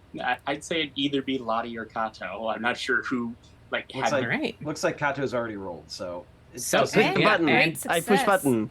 decision made. I Apparently. was. So I did- the Raptors, you have learned that the Raptors. Kato's. I like the idea that Kato is the one who made the absolutely nutso insight that got, and Well, that was completely on the Obviously, money. the house is eating people. Yeah. So you all Trapped in the sit Candyland, down. and they, you're like, You all- you- "Why you did you convene- escape from that?" He was like, "Oh yeah, that they did that too. That wasn't you. What?" So you all convene in the living room. You're ready to watch this tape in a fucked up house, and then with your clues all assembled in front of you, you're kind of all like being like, "What the fuck is this bullshit?" And then Kato, after smoking some deep lake weed, Weed, Just, baby. this torrent of nonsense comes out of her mouth, but weirdly makes perfect sense. So you can now pursue the opportunity to resolve this mystery. All you need to technically do is tell the truth to Casey Wilcox. And then, if you'd like, you can either burn the house to the ground or do a ritual to banish the evil. But that doesn't necessarily get the family back. That is 100% correct. I mean, they might already be. I don't know. I haven't played Bloodborne Husks. Is that what it is? So that's dark. Yeah, Hollowed. So is Dark Hollowed is Souls. Dark Souls. Bloodborne, you've basically given into the beast and you've become fully feral. This would be a essentially. chunk of Aaron's video game knowledge that is lacking, and I do not play Soulsborne games. I like my That's games to be okay. fun and not too difficult. That's okay. I like- They are grueling. Yes. All right. So, with that question answered and your opportunity now presented to you, how would you like to spend your night phase while you watch this Odyssey tape? And actually, I'll ask: do you still want to watch the Odyssey tape now that you've successfully answered the question? Would you like to instead use your night phase for other things, or would you still like to watch the Odyssey tape? I would still like to watch it. I still want to go check out the closet and stuff as well. Excellent. Like, I think So- Kato is not. Kato wants to figure it out more. Like, what? Okay. This doesn't make enough sense to her. Yeah, I I see. think we'll be exploring the house, and I think this could be a circumstance where Lottie would not follow her own advice and go off alone to see if she can find it. Oh, and So it's open not- Elliot's closet door. Yeah. So Kato and Lottie planning to split up. Isabeau, Declan, what would you like to spend your night phase doing? So as soon as like the answer starts getting just the slightest bit supernatural, Isabeau gets very, very angry, says, "This is bullshit," storms out of the house, and will spend her night phase just taking a walk around town to get some fresh air and clear her head. So if you're watching an Odyssey tape, you do need to stick around because you do need to watch it with everyone. Okay. So you can if you want to like take time, like I think I get the gist of what you're trying to do, which is like you want to process all of this. There is the kitchen and this house is abandoned, so there might be booze. You could just drink about it if you'd like, or you could take a walk around like the direct area. Or the Okay. backyard. Or You want to smoke some lake weed with me? I could take a half of one, like 6 of one and half a dozen of the other, and take a walk to the corner liquor store, Okay. In between by- prompts, yeah, that sounds great. buy something heavy, realize, oh shit, this needs ice. Oh fuck, there's only ice back at the house. Come back in, yell Perfect. upstairs, "I hope you guys are over your bullshit. I've got Johnny." And mix yourself a drink and then sulk in the living room. Okay, Declan. If possible, I would love to do a nostalgia move at some point between, like, after a pause. But to start off with, Declan is. I mean, if Isabeau's gonna wander off away from the house by herself, then Declan's gonna feel obligated to go with her, so that nobody's I like, think separated.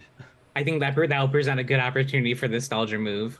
maybe you being nostalgic and Isabeau venting. I could see that happening.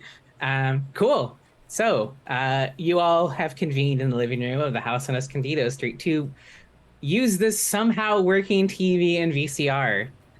You pull the tape in. Let me pull up Happy Jack 06. This tape is an episode of Happy Jack the Lumberjack and Friends, a children's show that aired on TV Odyssey. The episode opens on a scene where Happy Jack, a crude wooden puppet wearing a flannel shirt and a knit cap, a plastic axe taped to his hand, is comforting his friend Lucy, who is portrayed by a crying 12-year-old girl. Let's paint the scene. This episode is supposed to be taking place in the forest where Happy Jack works, but the set appears to be someone's poorly decorated basement. What do you see in the background that would be out of place in a real-world forest? A gas meter. Like, right behind, like, a piece of set dressing. They've clearly tried to disguise it with some shrubbery, but it's a gas meter. Cool. A corkboard covered in posters of missing people. Oh, creepy. I like it. Yeah. Oh, and real quick before anyone else goes, Rachel, I will remind you, you do have the new question unlocked for yourself. Did you receive a signal from the other side? So it is your job to either narrate something in your night phase moves that comes from the tape or vice versa. Just a reminder. Okay. Anyways, Jane or Steph? I'm still trying to think of one. Activity typing. I like something that sort of fits but then doesn't quite make sense is it's a telephone pole with power lines. It's supposed to be in the middle of the forest, so is this girl supposed to be sitting on the side of a road or that passes through the forest, but we don't see the road or any indication that there is a road? She's just she's just sitting there next to a telephone pole with wires running up and down. So it looks like, I guess it's there so Happy Jack can climb it. Can climb it on the right hand rails because they go rails. But it just seems weird. It just seems weirdly thought out set design. Or did they round out of tree props? So they just put this in. All right. I think that what we see is there's a sort of cardboard sign that hangs in front of the camera. It says Happy Jack, the Lumberjack and Friends. And as that gets very jerkily moved up, we see in the background, we see the gas meter shrub. There's a cork board on what looks like it's supposed to be not visible behind some of the set, but there are holes in some of the set dressing that just you see these faces of people just directly through them. The power line telephone pole sort of pans past with its poorly made pine needles, and as the camera settles on Lucy, we see directly behind her is what looks like a hand dug tunnel that is just completely pitch dark. Nice. All right. So you press pause. Let's start with Kato, Lottie. You're both headed to explore the house. Where are you headed? I would be totally fine if Kato was in Abigail's room and Lottie was in Elliot's. Yeah, that was my plan. Okay. Let's start in Abigail's room. So yeah, you see it's been, Kato, you see Abigail's room has clearly been ruffled through gently. Isabeau was very specific about her not wanting to be too invasive, so it has been gently gone through. I think that Kato is going to look around, look at the fish guide, and be like, interesting. And notice the completely untouched closet. And she's like, well, already been in one once, I guess. Can't hurt me twice. So she goes up to it and opens it up. All right, we'll call this the meddling move. Hell yeah. I think I want to call this composure. Oh yeah. Meddling move. None advantage. Composure. Ho ho! Big dogs. Oh, wow. Steph got the luck today. All right. We'll come back to Kato and Hofer took all my bad luck. it's going to be really weird to give you a clue for Deep Lake from this closet, but I think I'm going to do it. But you don't have to. We still have another question for Escondido Street. You are about to unlock another question. That is true. Okay, we will come back to Kato's clue. Lottie, you've walked into Elliot's room. It's Yeah. another twin bed like Abigail's. This one has Ninja Turtle sheets, though. There is a big old poster of Bill Nye the Science Guy, and as you walk in, you almost put your foot on the metal caltrops of Matchbox cars, but managed to avoid it. And yes, there is also a closet in this room as well. What Yeah, would it's you like- like to do? What the hell with Kato Smokey? Did you think? Yeah, she thinks she thinks they were sucked into a haunted board game. Game because or game buy the house. And she looks around and she just sees it. It's like he's still here. You're Elliot. This is ridiculous. Of course he's not actually here. He's not gonna be. He's not gonna. He's here. Maybe there's another clue in the closet. It opens. Excellent. Let's do a quick paint the scene before I cut over to Itsubo and Becklin.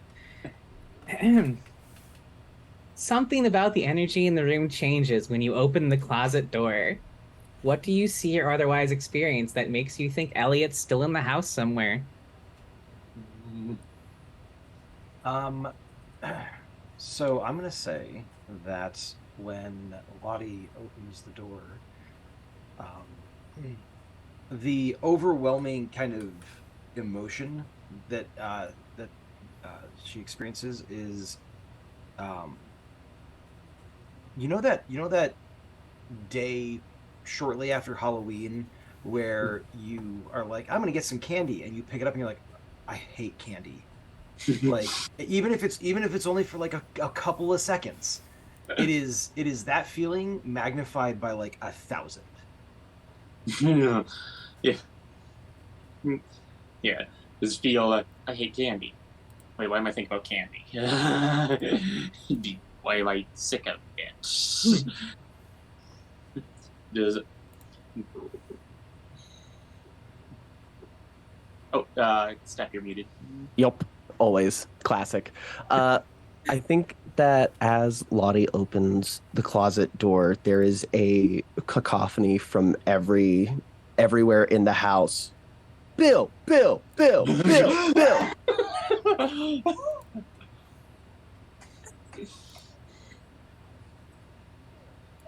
Beautiful. Love it.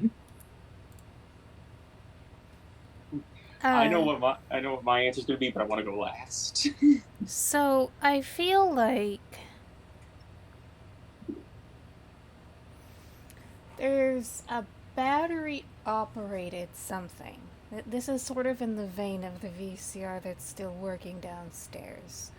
A kid's toy, like a remote control car, or how old was Elliot supposed to be? Elliot is. Doesn't say. He's younger, though, so I assume like 10, 11. Okay, I think that's probably old enough to have like a remote controlled car. And it is clearly still on, and it's a little bit warm. Okay. That leaves last paint the scene for you. All right. This is actually first. I have a question for Aaron, just to establish characterization for Elliot. Sure. What was Elliot's favorite Street Fighter character? I'm gonna. I might get some.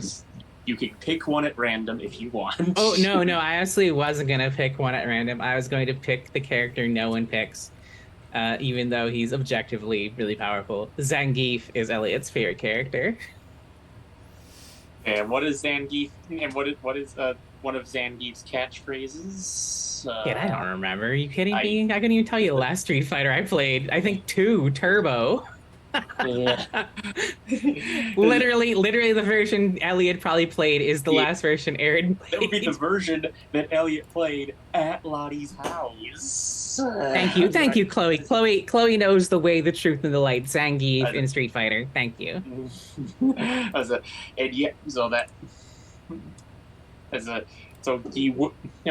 And so she hears the yeah, so, yeah. So she would, oh, so yeah, she would hear one of the iconic sound bites from Street Fighter that Zangief makes, or it makes as she opens it, and and she's like, that's just a moment where eyes shoot open of just, it's like Elliot, and then she hears it again. That is that. Oh, sorry, I forgot about the Wreck-It Ralph line. So I think you hear the Wreck-It Ralph line. I am bad guy, but not bad guy. Hey, hey, hey, it's like, no, Elliot.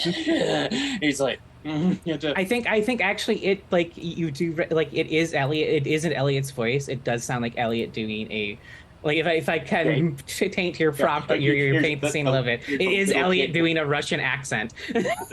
And Elliot, like has Elliot little kid voice. Voice. I am Red Cyclone. Nice, perfect. Yes, that would be it. And that's where she would drop the flashlight. It's like, oh, okay. So I think that's gonna call for the night move. What are you afraid's gonna happen if you fail? This is gonna be with composure. No. So what are you afraid's gonna happen if you fail this night move? Ooh, she. She. What? It's like, she is. I think the thing she is most afraid of is not that Elliot's in pain. She's most afraid of that Elliot won't be that Elliot will think she's a stranger. It's worse than that. Because Elliot's afraid of you, the house wants to punish you too, and you will be sucked into the game through the closet if you fail. Oh, I've never been so happy to have things go so horribly wrong. I love saying it's worse than that. It's literally it's so the Odyssey tapes are my number one thing. My number two thing is being able to say it's worse than that for night moves. Say the line, Bart. It's worse than that. Yay! All right, so yes, please, night move with composure. Roll it. Mixed success. But I might want to turn a key. So, I think here's what happens. I think part of what we were worried about does happen. Elliot is scared of you and immediately, you hear footsteps fleeing the room, and you get this sense of like, oh God, my childhood friend just had stranger danger from me. Oh. So the condition you will get is stranger danger. Unless you turn a key.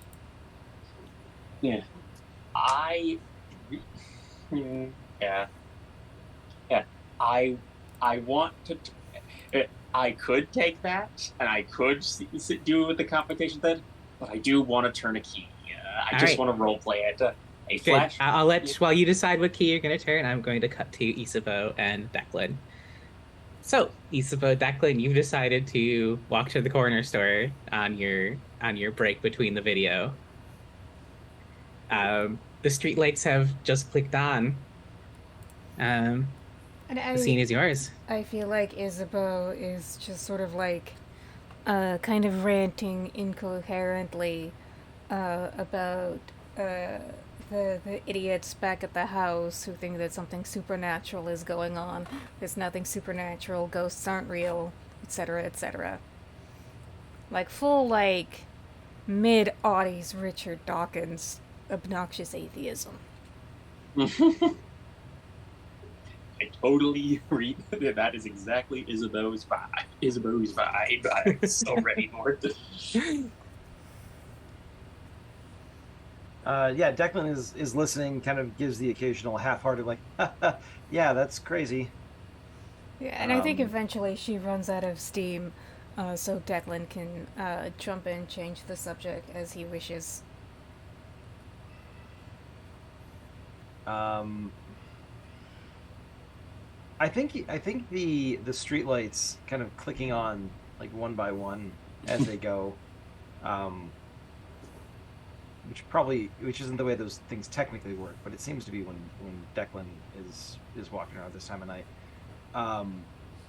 He's gonna kind of get distracted by that, and he's gonna be kind of looking up at him, and he's gonna say, I always, when I was a kid, I used to know exactly down to like the second when the last street light before my house would click on, and that was always my curfew. You better be home, before all the street lights are on. So I got really good at timing that, and it was like the only time I got away from my kid brothers and my sister. They were too young to go out that late, and so I just go ride my bike around, and it's weird. I kind of work or sleep through this time now, so I don't really get the chance to be out here very much.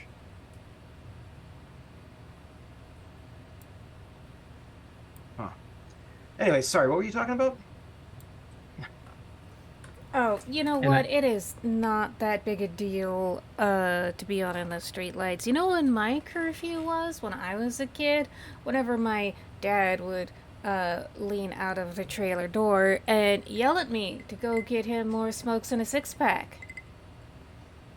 See, that was sort of my anti-curfew, because I knew, like, he would just get drunk on the couch and I could do whatever I wanted.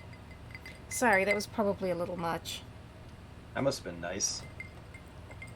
But I think it's at this point when you've reached the convenience store, the door slides open, you walk in.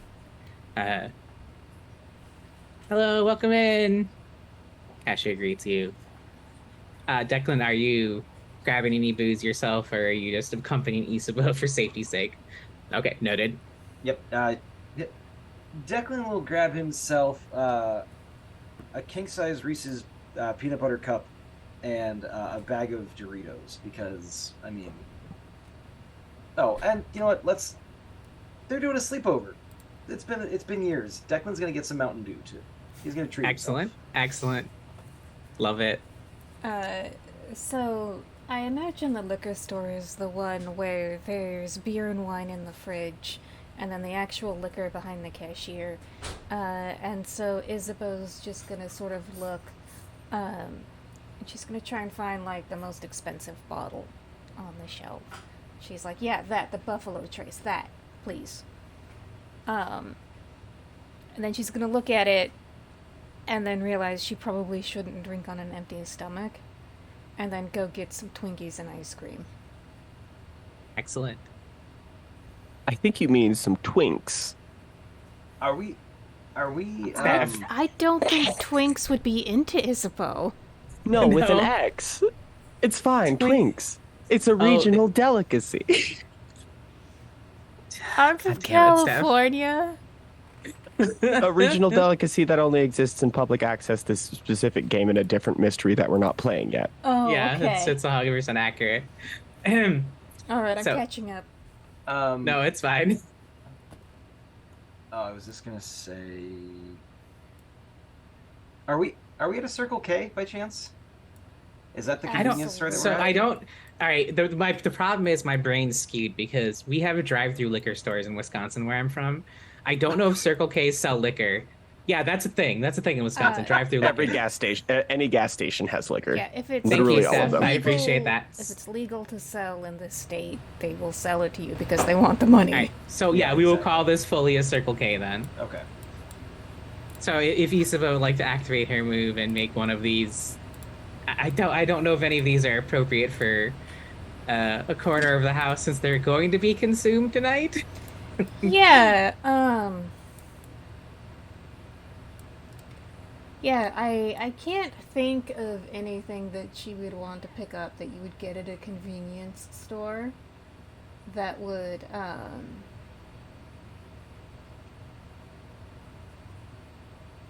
yeah, no, Okay. drawing a Right, blank. I I mean, will- like, could we retcon this and be like, I Yeah, totally yeah, if picked you up want- the thing. Yeah, if you think of something later Okay. in this night phase, I'll say you picked it up. But I will draw the line at like it must be within this contained night phase, not the next day. That's it. Okay. No, absolutely fair. All right. Yeah. So Yeah. she picks up some bourbon, some ice cream, an item yet to be defined. And then I think as you say it, like you're like, fuck, I don't have like you're you're about to have like you're like probably like 3/4 of the way to the house, or no, you get back to the house with your loot, and that's when, as you're all about to sit down and press play again, you realize you have no ice. Well, Oh so no, sorry. the no ice is what. Yes, what brings you back to the house? That's right. Yeah. Sorry. So yeah, you're literally like about to do some parking lot drinking, classic 20-something thing, and that's when you realize like, fuck, I need ice, I and you're think like, what happens is, so she just shared that memory of like her alcoholic dad, and she's like, I am not an alcoholic because when I drink, it is classy, like bar style drinking. And she's like, no, I can't drink this in the parking lot. That's uh, gross and terrible. So I'm going to go drink out of a glass with some ice, like a fuck, I need ice. Fuck, I gotta go back. Declan will be sure to pick up some red Solo cups because ain't no way nobody wants to drink out of the nasty ass glasses that are back in Escondido House. He's also going to pick up some air fresheners because that place is rank. excellent. All right, so you return to the house on Escondido Street. You all reconvene after your various freak out. Well, I'm so sorry. Does that qualify as a nostalgia move? yes, or I would no? say the Okay. streetlights. I accidentally gave you the streetlights turning on, but so yes, that fully counts. That does take you back. Um, so yeah, let me look at your guys' conditions. What's kind of appropriate here? Um, I think Rachel, because guilty conscience. I think. Hmm. If you, so I can see marked by patience head going if you want to resolve that one because you kind of placated her earlier in the day, Mm. right? But I could also see guilty conscience going as you kind of like just talk through your past and like relate to someone else, like to kind of like put that through your mind. I can see that going as well. I'll leave it up to you which one. I Uh, like the second more, and I kind of want to cultivate patience as like a long-term antagonist. Like, I'm gonna get that bitch. All right, yeah. This is, by the way, that's a very common thing in from Bricklewood games, where it's like, oh, I'm marked by this character I really despise and want to keep showing up. I'll keep that condition She's so forever. easy to hate. She's the president of the HOA. Fuck her. Yeah. Feed her to the house. Yes. Feed her to the house. Sorry. And for Declan, let's see. It's like, hey, house, if you let the Rappaports go, we'll get you another meal. I think it's been a full day and you haven't been in Saga's eye line. So if you want to clear that, that's valid. I don't think watched by the eyes is a valid condition to clear with this. Yeah, I want to see where that resolves, so I'm happy to hang on to that one. All right, so yeah, go ahead and clear that, and then Rachel, once again, you were not the one who initiated the nostalgia move. You may find a clue of your choice that you tell me about. It does not have to be for the house on Escondido Street. Yeah, I will. Oh, so go ahead. Go ahead. Oh yeah, no, I was saying I feel like we have pretty much cleared that one. I will add that Lottie has unlocked an additional question for the house on Escondido Street. She will probably reveal that to you after we press pause after this tape prompt. But just for transparency's sake, you have a new question to answer on the house on Escondido Street. How can we Okay. lure Elliot to us? Complexity 2. Well, I'm not done with the scene yet. You are not. So- Yes, you are not done with the scene. So with the clue, I think what happens is a nighttime breeze kicks up and blows a little piece of trash into Isabeau's path. And she picks it up, and it's a flyer advertising Pine Rock Ridge Camp. All right. Like And it. I like it. she just absentmindedly puts it in her purse, and we'll look at it later. Wonderful. All right. So you all reconvene and we press play. I believe that is you, Ben.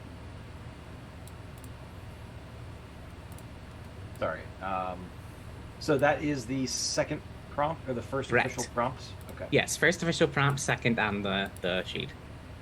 Happy Jack explains that Lucy is sad because her parents abandoned her in the forest.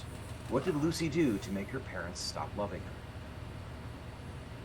What Lucy did that is revealed over the course of the conversation is that Lucy lured her two younger brothers out into the forest and intentionally left them there.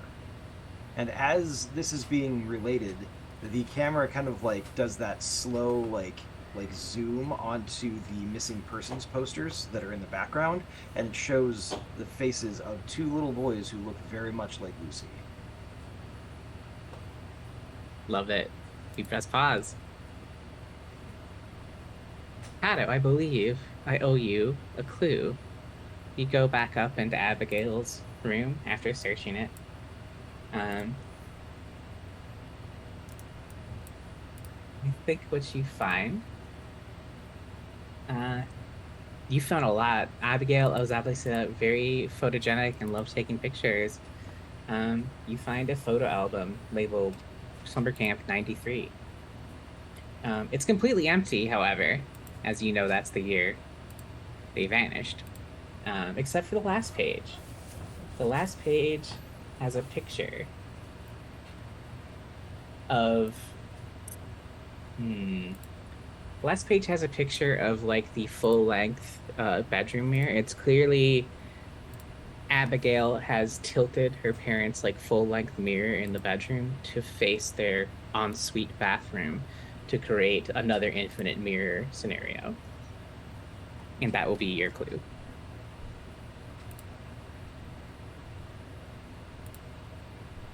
I have a question. Yes, I have an answer probably. You said 93? Yeah. The reason that is jumping out to me is because isn't 93 also when... Uh-huh. Okay, alright, cool. All Uh-huh. right, yeah, cool. 93 was a bad year in Deep Lake. Yeah. Alright. Yeah. Yeah.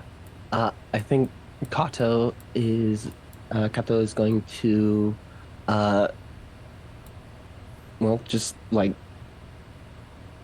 now gotta check out that other mirror now, I guess. Okay. You're heading to the master bedroom. Mm-hmm. All right, that's going to give us another paint the scene. You walk in. It has hideous decor.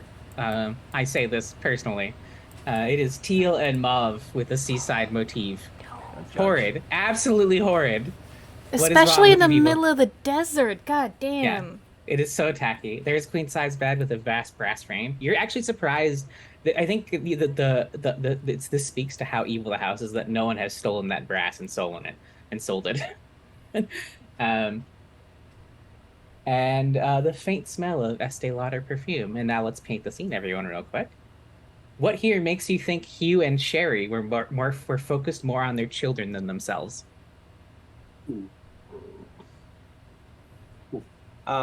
So there is they've got one of those vanities that has like the big revolving mirror, and it is turned so that the mirror is actually facing the wall, and on the back of it is essentially what I can only be described as the crazy conspiracy map from the guy from like Parks and Rec or whatever, that is like basically like connecting all the different like scheduled events and, you know, summer activities and play dates and you know, it's very clear that like just a huge amount of effort has gone into tracking these kids' social calendars. I like the idea that the closet is plainly visible and you can tell how sparse it is. A lot of them is just the same. There's a lot of repeat. There's a lot of repeat outfits hung up. There's like one visible Sunday best dress, and the rest are all plain and simple.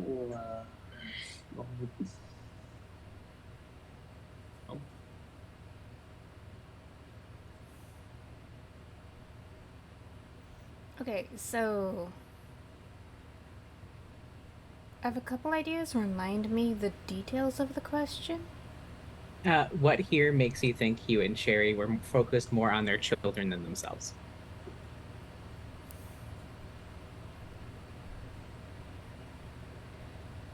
There is on the nightstand. So it is a resin picture frame, and it's of the kids at around the age where you start losing your baby teeth. So like 7, 8, 9. And so very cute pictures of the kids, like with that gap tooth smile, like my front teeth are missing. But embedded in the resin is their baby teeth. Yeah. How adorable! God, I yet hate that. I kind of hate that. adorable yet unnerving. Which is the exact tone of public access. I think that the bed is still like perfectly made, showing that they didn't really sleep in it that much, let alone together. All right. So, Kata, you step in this master bedroom, seeing all the things that have just been described, and something unsettles you immediately. The mirror is in the position that you saw in the picture in that last page of the book. And the second you stare into it, you get this sensation of falling. I'm going to ask you for the night move. I think it's going to be vitality. What are you afraid is going to happen if you fail? Well, I'm gonna fall into Candyland. I would also like to make an argument for being at disadvantage because I'm frantic. Oh, you want are to be disadvantaged? This Well, little gremlin wants to fail. Obviously. Yeah, I think you're already in the state of mind that makes you're in a liminal state of mind with the weirdness you've dealt with so far. So yeah, I think you will roll to advantage, and it is worse than that. This you falling into Candyland is going to open a vortex that is going to suck your fellow latchkeys in with you. Oh, don't draw us into this. We didn't do anything wrong. Kato, your gremlin antics, you would get us all killed. I knew So you yes, would be the please. death I think of us. vitality or sensitivity at disadvantage, your choice. I'm gonna mark my baggie of weed and just take a toke and calm down. I knew I was going to regret giving you that baggie of weed. All right. So please roll vitality or sensitivity night move, please. That's what I'm All right. talking about, baby. We'll come back to that in just a moment as I cut to over to Lottie. Lottie, you've just terrified your child, the ghost of your childhood friend, ostensibly. Whether I can see him or not, I can definitely hear him. I will ask, do you relay the fact that you're pretty sure Elliot's ghost is in this house to anyone else? Not The question is unlocked still? Okay. I just wanted to ask. Lottie, yes, but not in this scene. Okay. But Lottie would drop her flashlight, and she can at the very, and so he can't. My assumption is that you fled from the room, come back downstairs to get your shit together, and you're going back to the room after watching that prompt on the tape. Okay, Yeah. Hey, that didn't calm my nerves at all. I'm going back up. I go back up. And she sees the flashlight where she dropped it on the ground in shock. She's like, Elliot, are you still there? And key prompt. Yes, if you'd like to do your key prompt, that would be a good time. A flashback to when you felt genuine happiness as a child. Okay. It was one time that that Elliot and I were at home alone, and we were actually excited because Street Fighter the movie was going to be on TV that day, and we knew nothing about it. So wait, that timeline doesn't line up. 93. Okay, it could just work just as well if we went to play Street Fighter 2 on my Super Nintendo, but the power went out that day, and suddenly we had nothing to do. Suddenly we had no idea, we had nothing to do, and we really struggled to talk with each other. We struggled to talk about anything because we had so little in common other than video games. It was when just to, and just as Lottie thinks thinks this is going to be the worst day ever, Elliot starts role playing as Zangief from Street Fighter,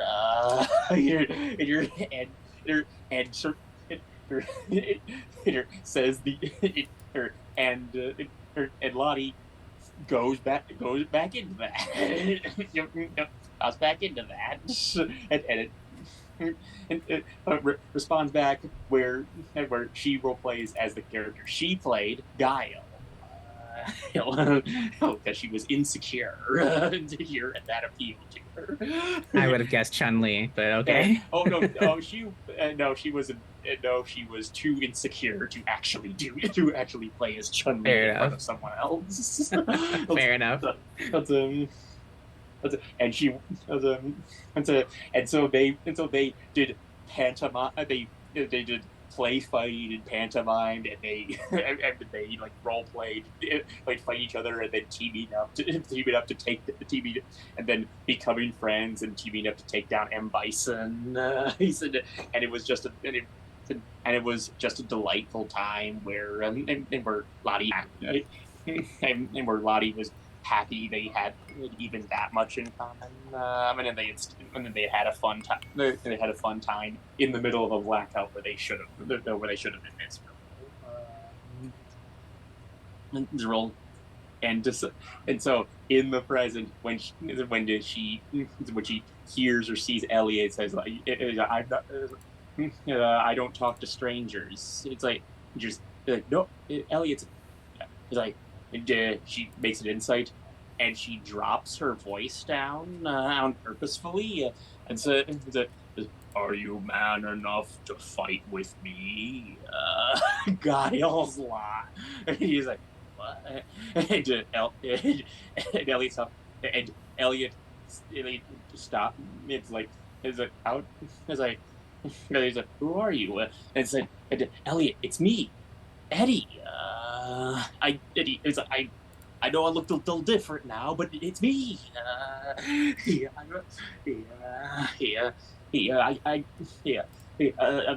It's a long story, but is that Elliot? Is that really you?"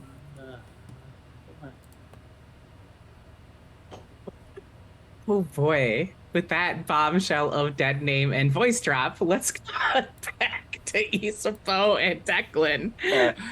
I think that's the moment where Elliot steps out of the shadows and I can actually see it's him. I think you'll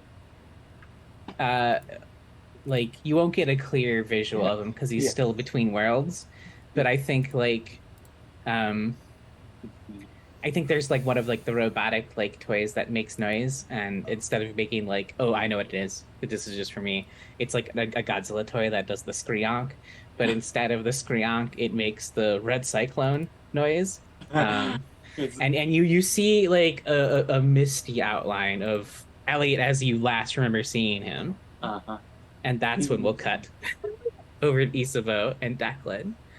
Are you still grouped? I should say, when I say Isabeau and Declan, are you two still going to hang out after the return to the house, or are you going to do your own thing?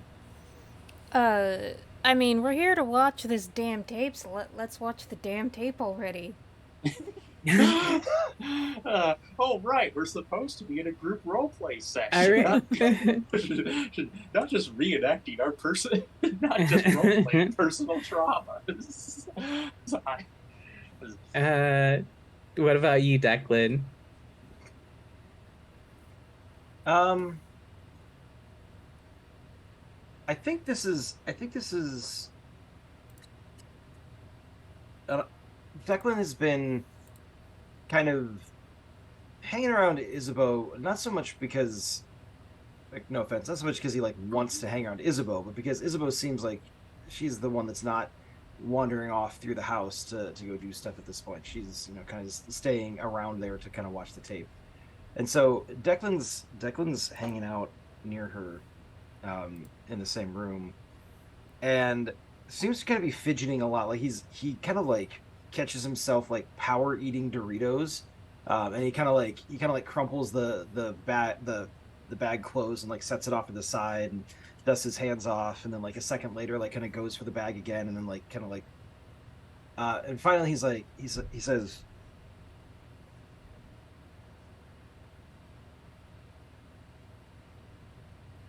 Emily came and talked to us earlier today about the lake. Emily? Yeah, Emily Beaumont. She's Beaumont. the one who came and told us Right. about asked us about her friend at the lake and asked us to kind of look into it. Um, that was the new mystery that we got at the beginning of the session. Oh yeah, that stuck-up bitch. How's she doing? I don't know, honestly. I didn't really talk to her, but I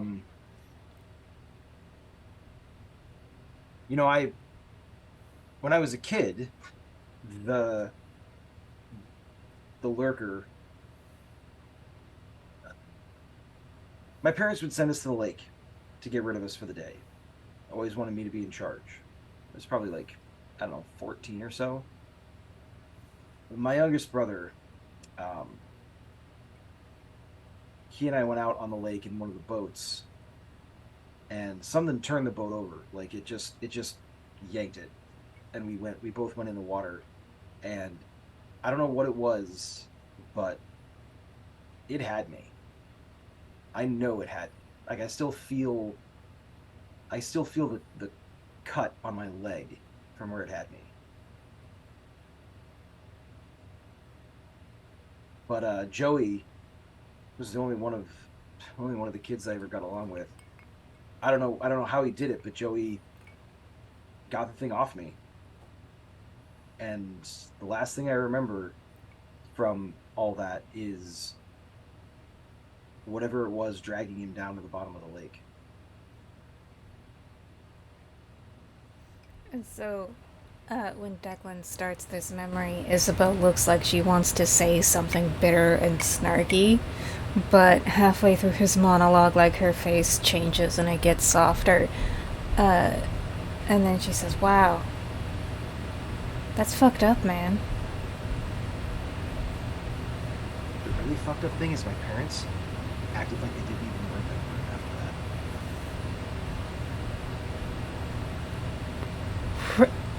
Like nothing? Like, not even like, I mean, they buried him. Well, they had a funeral, but after that, it's like they didn't celebrate his birthdays. They didn't go to his grave. They didn't talk about him. It was just like, fuck, man, I'm real sorry.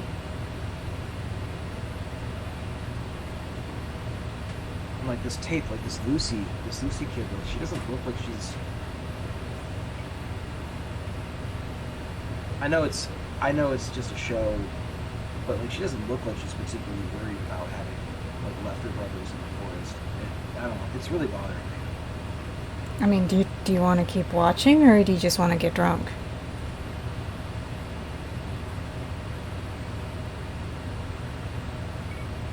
So I think We should probably keep watching. Cope. this is the moment where I'm going to have Steph's awful failure. Or, sorry, Kato's awful failure. Well, so can I TV. say one Sure, thing? Please, sorry. All right, you know what? Let's do both. Pours us both another double. Okay. This is when the TV changes channels by itself. And it's one of those infomercials showing all sorts of natural disasters. Are these just random acts of nature, or are they punishments of God? And that's when the mirror begins violently sucking you all in, unless Kato would like to turn a key here. What would Yeah, that did you entail? just do this? Like, what would that entail? turning a key or getting sucked into the mirror? What would being in Hell Candyland be? What would that be? What would that be like? I mean, it's Hell Candyland. Can we still play the so Can we not still play the good. game from hell? Can we play the game from hell? I will say you will be playing a different game. I will have to grab something from my collection, but it won't be public access anymore. You'll be in Candyland Hell, and it'll be a different game. I will do that if everyone consents, but No, I don't know if everyone's... I'm gonna turn a key. I think that would be Excellent. fucking You great, know, but this is public access. We're playing public Okay. access. You don't Sounds want to end up good. in Blood Sugarborn?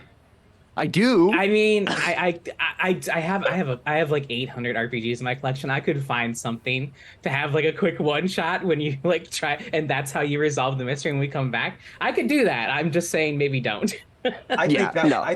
I hate to say it, but I think that would be a lot of fun. We shouldn't do it. It but I think really that'd be a lot of would. fun. Like every time we get sucked into a This is different for- game system with different mechanics to. Yeah, this is something for a later mystery, not the first one. Yes. Yeah, let's Or, let's make Aaron come up with a new one shot and a new game system every week. I mean, But yeah, I marked the Sandstone Arch. Okay. So that doesn't happen. We rewind. You two just have your quaint conversation. The TV does not change channels. Kato, I will actually we'll come back to Kato then. Like I'll give you your little reveal after we do this next prompt, just because I'm watching time again and we're gonna be bad on time again. Good old Aaron, bad time management skills. All right, next prompt I believe is Rachel. Yes. Happy Jack suggests Lucy should take revenge on her parents when she finally gets home. He demonstrates the manner of revenge on another puppet character, Sylvester the Squirrel. What does Happy Jack do to Sylvester? Well, Lucy, you see, when someone pisses you off, the way you get revenge is by giving them what they want until they don't want it anymore. Just watch. And so he throws an acorn at Sylvester the Squirrel, who catches it and eats it. And then he throws another one, and another one, and another one.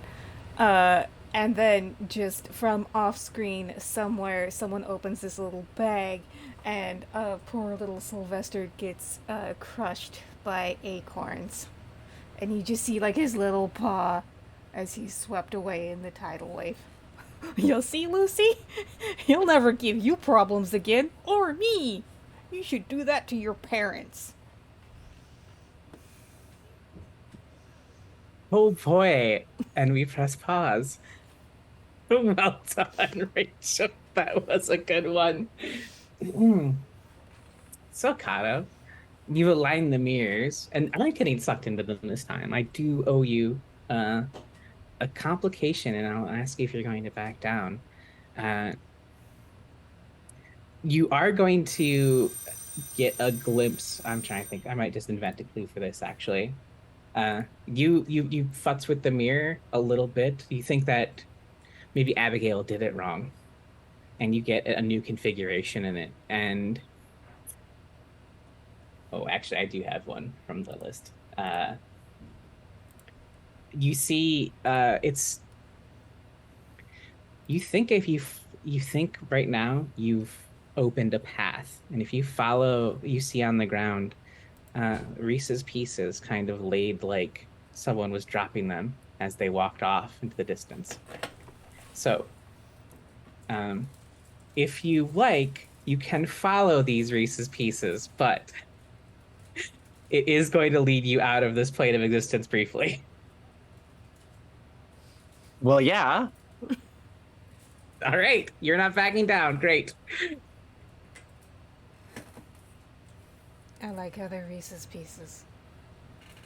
Of course, they're Reese's Pieces.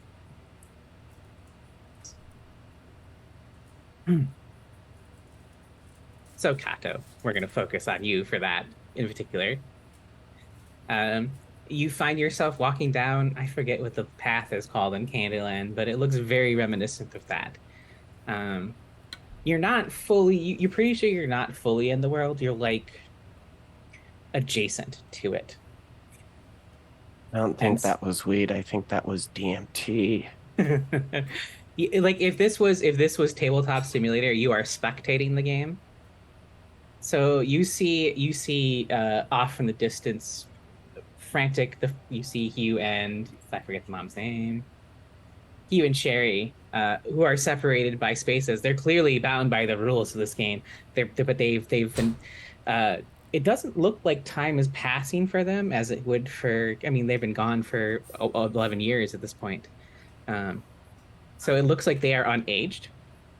It looks like they are fully playing this game still, though, trying to resolve it. And you do see, the parents apparently suck at Candyland, which is weird because all Candyland is flick a color, move to the color.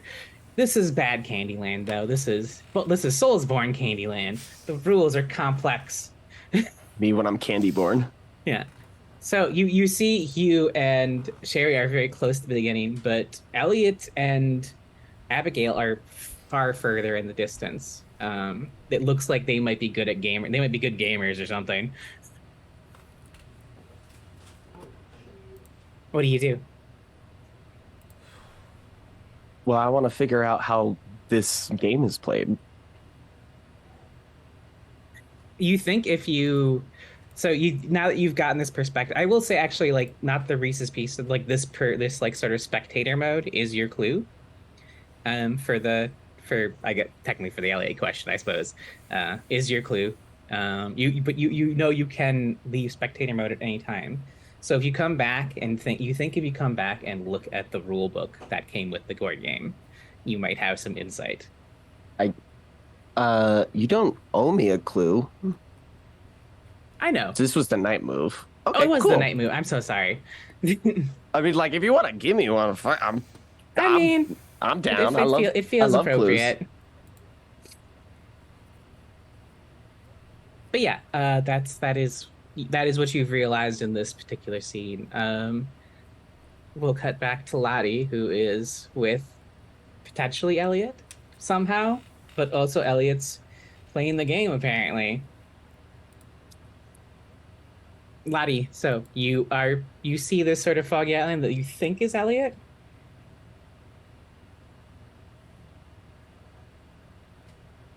You're muted. At this point, and she's now getting over the shock of Elliot still being alive and here, and now she's just elated for both because she wants to help him and also because because she will selfishly get because she selfishly wants to get exposure about this. Don't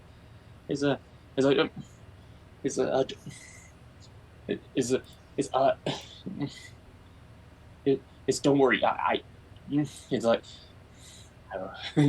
I don't actually know what she would say next from this. I was kind of hoping Elliot would say something. So she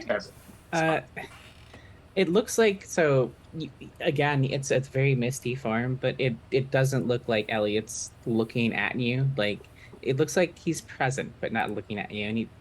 And actually, Kato, you can hear this as well. I'm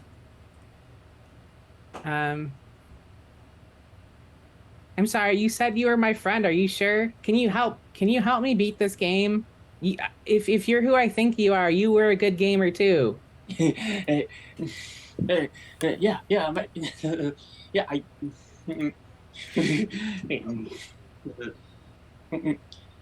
Yes, I'll help. I'll help.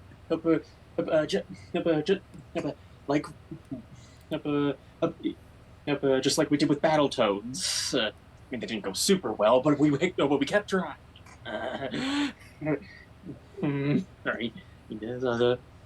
All right. So you remember how cheat codes were in like the back of the manual back in the day?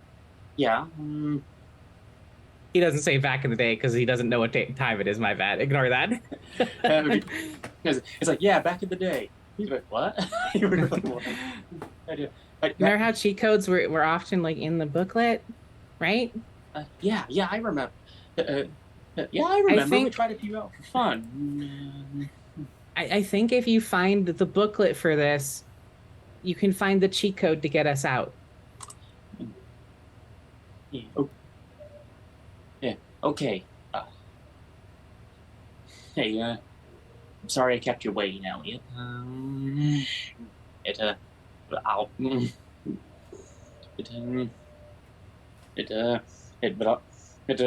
get you. I'll get you home. Give me. I think I'm gonna ask for the meddling move, and then we'll resolve it during the next phase. This feels like reason. Okay.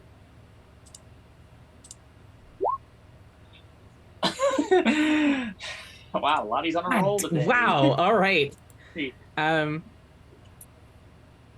right. Yeah, we will come back to the resolution of that. Isabeau, Declan, you're in the living room enjoying drinks. You hear talking upstairs, but you don't hear it clearly. Oh, Kyle upstairs. Y'all are missing the movie. How could that possibly be more riveting than what I'm going through right now? I know. Oh, I am living the plot of like 3 different movies I was a fan of. Movies I watched. That's when I was too young to watch them.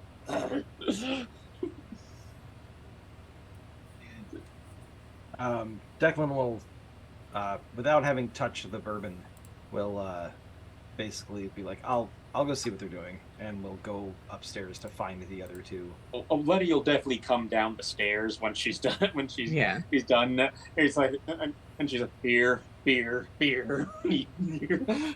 So Isabeau is alone in the TV room, is my understanding at this point, correct? At least for a moment, yeah. Yeah. Excellent. So, Isabeau, you're sitting there enjoying your bourbon, being like, what the fuck am I even doing in this house, watching this weird fucking movie? And that's when you see Patience step from the kitchen into the TV room, holding one of the Rappaport's butcher knives. Think you're better than me with your fancy car? Huh? I'll show you who's better than you. Isabeau, I'm gonna need the night move, please. What are you? I think this is probably vitality. I'm assuming you're probably gonna try and run from her, or fight her. A little bit of both. Gonna Okay. try and grab Declan's undrunk bourbon and just whip it at her. Excellent. So she's got alcohol and hopefully broken glass to deal with, and then book it out. All right, so that I think that's gonna be fully the night move with vitality. I don't think. Oh, you're marked by patience. That's fully disadvantage right there. Okay. If you'd like to, you can mark an item in your corner of the house, or to negate the disadvantage. Oh, I see you rolled already. All right, I forgot to ask you what you were afraid is going to happen, but I think we both know what's going to happen. That I get stabbed. It's worse than that. She is going to brutally murder you, and that is what the scene that plays out is. You throw the glass, she catches it, chugs it, and then charges over to you, and with one quick slice gets both your carotid arteries as you start bleeding out. Would you like to turn a key? Yes, I would. Okay. So, Kato turned the sandstone arch already. Yes. So, by the way, the sandstone arch is separate for each of you. If you want that Okay, question that was unlocked, my question. Yeah. Okay.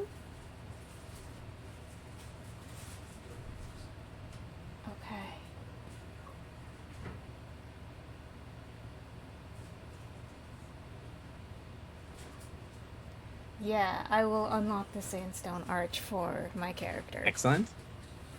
All right. So, instead, here's what happens.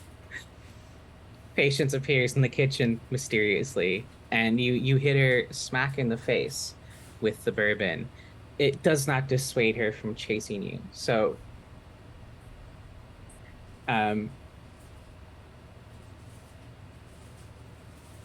you will be able to escape, but you will be pursued.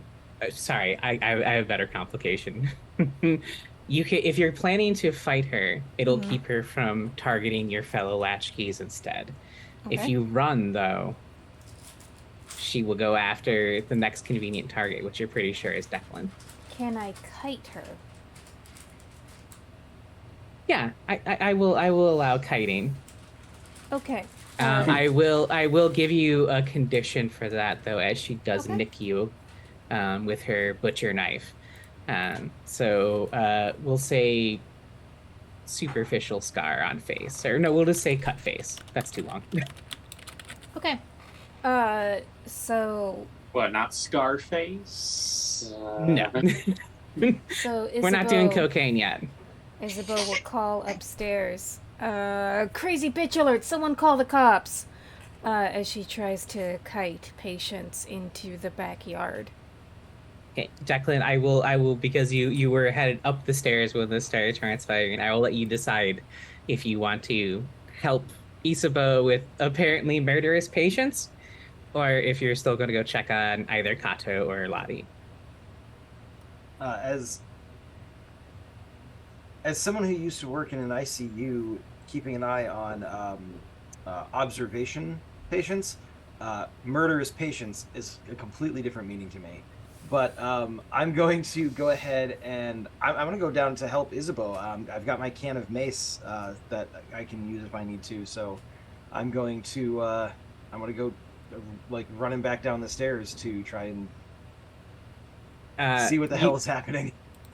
So you it looks like Patience, and it looks like Isabeau's trying to kite her outside. So your move, you're trying to mace Patience. Is that your move? Yes. We're gonna call that the night move with Vitality. Then, what are you afraid is gonna happen if you fail? What I'm afraid is going to happen if I fail is that I will end up accidentally macing Isabeau, giving Patience the opportunity to catch her and stab her to death. I think it's worse than that. You're going to miss. She's going to make quick work of you and also get Isabeau. So go ahead and roll night move with Vitality, please. Okay. And I forget, this stuff from my corner of the house, does that... If you'd like to, basically if move there's or- something that's viable that you can mark to give yourself advantage, you can. I So- don't think you have any conditions that I can. No, nothing applicable here. So you do not have disadvantage. You will just roll normally with Vitality, unless you'd like to mark something from your corner of the house. I'll mark the can of mace. This seems like an appropriate... That 100%. I forgot that was one of your things. So yeah, 100% appropriate. Roll. And roll marking with- it with- doesn't remove it from Yeah, like you still- the game either. You still Yeah. have it fictionally. You still have mace that you Right. can mace people with. You and just I can't can get use advantage one of for the it again. advancements to unmark it and get Yeah, it you again. unmark everything. So it's important to note it's unmark everything in your corner of the Yep. house. So yeah, go ahead and roll night move with Vitality. There you go. Finally, roll well. Jeez. All right, so Declan, you boldly charge downstairs. You fucking push Patience against and just get right up in there. Full No, Declan blast. gets to because- describe it actually. Oh, that's true. It is 10 plus. You do get to tell me what happens. So I don't get up in her face because that's actually a bad idea because then mace tends to splash and get you as well. So you don't Yeah. do that when you're applying mace. Just spraying it in the same space as you sucks and indoors, by the way. It's bad. Yeah, exactly. So yeah, the fact that Isabeau led Patience outside is kind of perfect. Declan will actually, he takes off down the stairs and catches up to Patience fairly quickly before they're even out of the house, but he doesn't actually physically stop her yet because he knows he doesn't want to use the mace indoors. So he waits until they're out on the front lawn and Patience is kind of getting close to grabbing Isabeau, and then he kicks Patience's foot at her back foot and causes her to basically trip over her own feet, and she kind of hits the ground and rolls. And before she can get up, he's standing back and kind of between her and Isabeau, and he just unloads the can of mace, just right hitting perfect textbook style, the forehead so it drips down into her eyes and everything like that. And he's surprisingly calm and collected about the whole thing. So I am going to add a little pepper on this delicious salad you served us. More pepper. More pepper, yeah. There's so much. not like the seasoning, like literal peppers, you know. Anyways, yeah, it's mace. He said, what's mace on the Scoville chart? Anyways, so it all goes down as you described. The second the mace hits her face and starts going into her eyeballs, you're not sure you can either of you can believe your eyes. It poof, she's gone in that moment.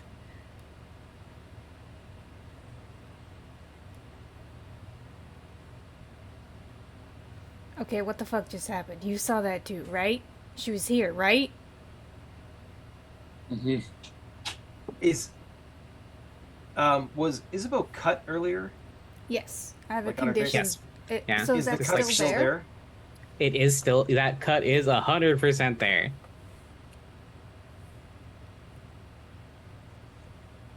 You know, sometimes when people like something really like traumatically stressful happens, sometimes people kind of go into a fugue state and they miss time. So maybe we both just kind of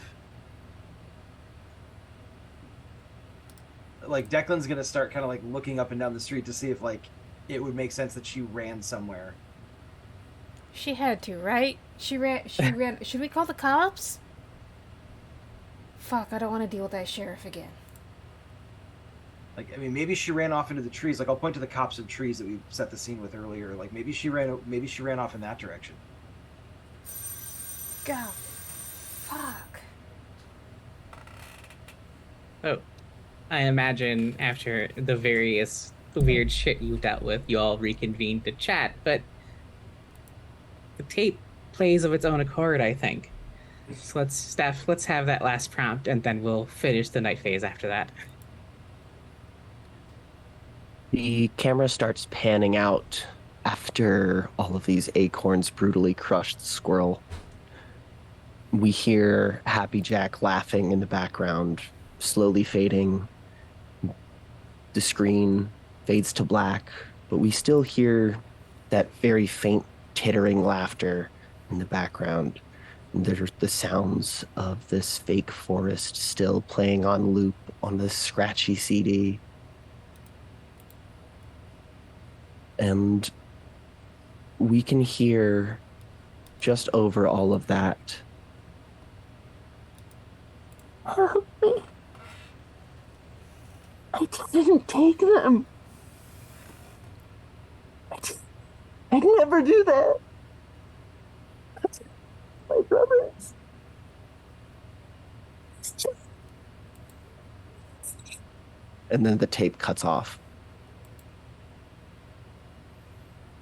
All right. That was some freaky shit, but honestly, I saw freakier shit today. Hey, how about you guys? Wait, did you always have a scratch on your face? I will allow you to have your group night scene now. I think I just smoked weed and saw God. Well, that's great. I drank bourbon and saw the devil. Isabeau's yells from the bathroom where she's like busy like putting like antiseptic and band-aids on her cut. Oh, I can help with Hey, that. twinsies! I saw death. Elliot's here. I saw him. He talked to me. Yeah. Oh, yeah, no, I saw him too, actually. By the way, I don't think that cheating at the game that the house made to punish people would make the house not want to punish the people anymore. I'm just saying, sounds like a bad plan. No, it was a bad. We are much past bad plan right now, Kato. We came to house we thought was haunted. You got confronted by an image of your girlfriend, and we came and that tried to hurt you, and we came back to that house. Well, I'm not fully convinced that I'm not just having a flashback right now.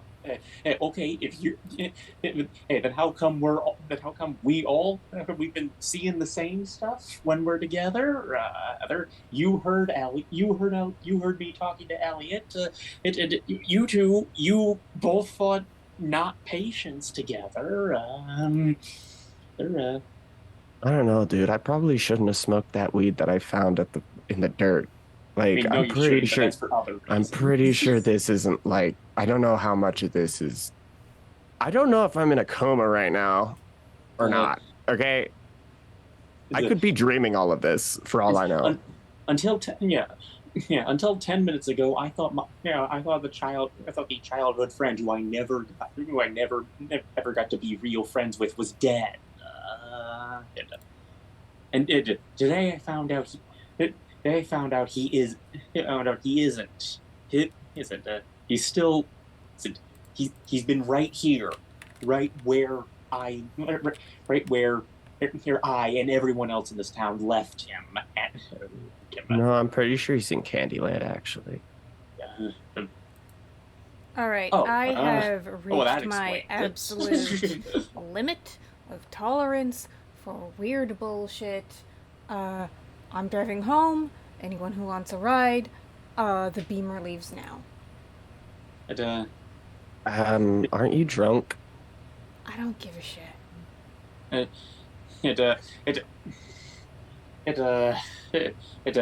I will drive you, and then have the rest of the beer myself. Have all the rest of the beer myself once we get home. Have you ever driven a performance automobile? And I used to drive APCs in Iraq because this is going to be way less awkward. Alright, fine. Don't run over any insurgents. Hands over the keys. She's like, and she glares, turns around, and smirks. She finds it funny, but she's also offended by it, and she doesn't want to admit either. So Declan has basically. Not a nice person. Declan's basically been spending the time trying to find the butcher knife that Patience was supposedly wielding. You do find that. Is it out in the yard or is it in the kitchen? Because I'll check both places if it's not in the yard. Oh, it's fully in the kitchen, yeah. Does it still have Isabeau's blood on it? I'll let you roll the meddling move, Declan, for this. we'll call it a reason. All right. So I'm somewhat good at that one.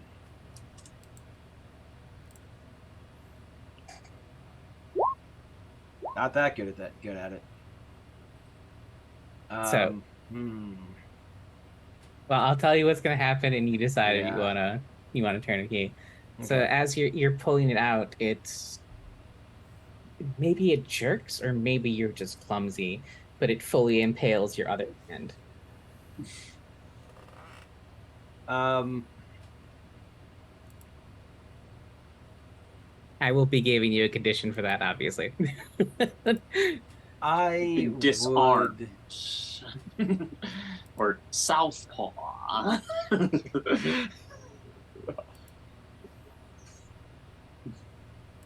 Okay. Yeah, we'll stick with it. You're taking it? All right. Sure. So yeah, you pull it out. You think maybe there's blood, but then whether it's your own klutziness or if it's just this weird fucking house, it goes right through your other hand. We'll call it impaled hand. That we'll call that condition. Oh, it can't be that he lost specific fingers. No, I'm being a little nice. The holy hand. The holy hand, Jesus Christ. Yeah. There's the Pope's hand. I'm down for the TV cliffhanger ending his staff. And then we all just run over to him. That actually it will be a cliffhanger with Declan having been stabbed himself, question marks. And we'll call it the end of this session. We'll start next week with Dawn Phase again. But first, let's have my lovely players introduce themselves one last time and tell us where we can find them next. And stars and Alright. wishes. And stars and wishes, please, also. Hi everybody, Ben Ravensdale. I've been playing Declan Juniper. You can find me here Monday nights at 6 p.m. Eastern for some Dragon Age RPG. You can also find me on a channel called the Transverse on YouTube, where I GM a superhero RPG series. And then here in the near future, I'll be starting up playing in a Mastermind series as well. And information that will be forthcoming when it's available. Thank you very much for joining us tonight.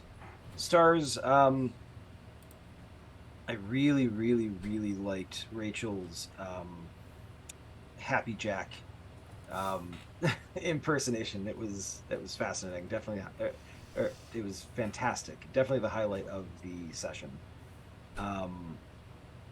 Wishes. I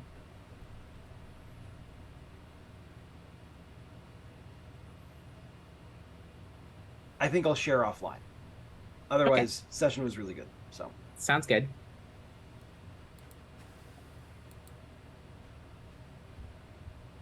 That'd be you, Jane. Oh, Alpha, right. J comes before R. Okay, I'm Jane. You can find me on. You can find me here on Twitch for this game because I am not going anywhere. And you can find me on the Stolen Fires Discord as Trekkie140, with 1K.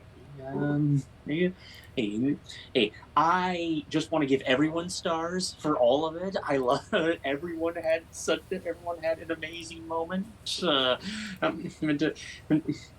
Isabu's passive aggressive, and of course Happy Jack. The whole answer to that prompt was great.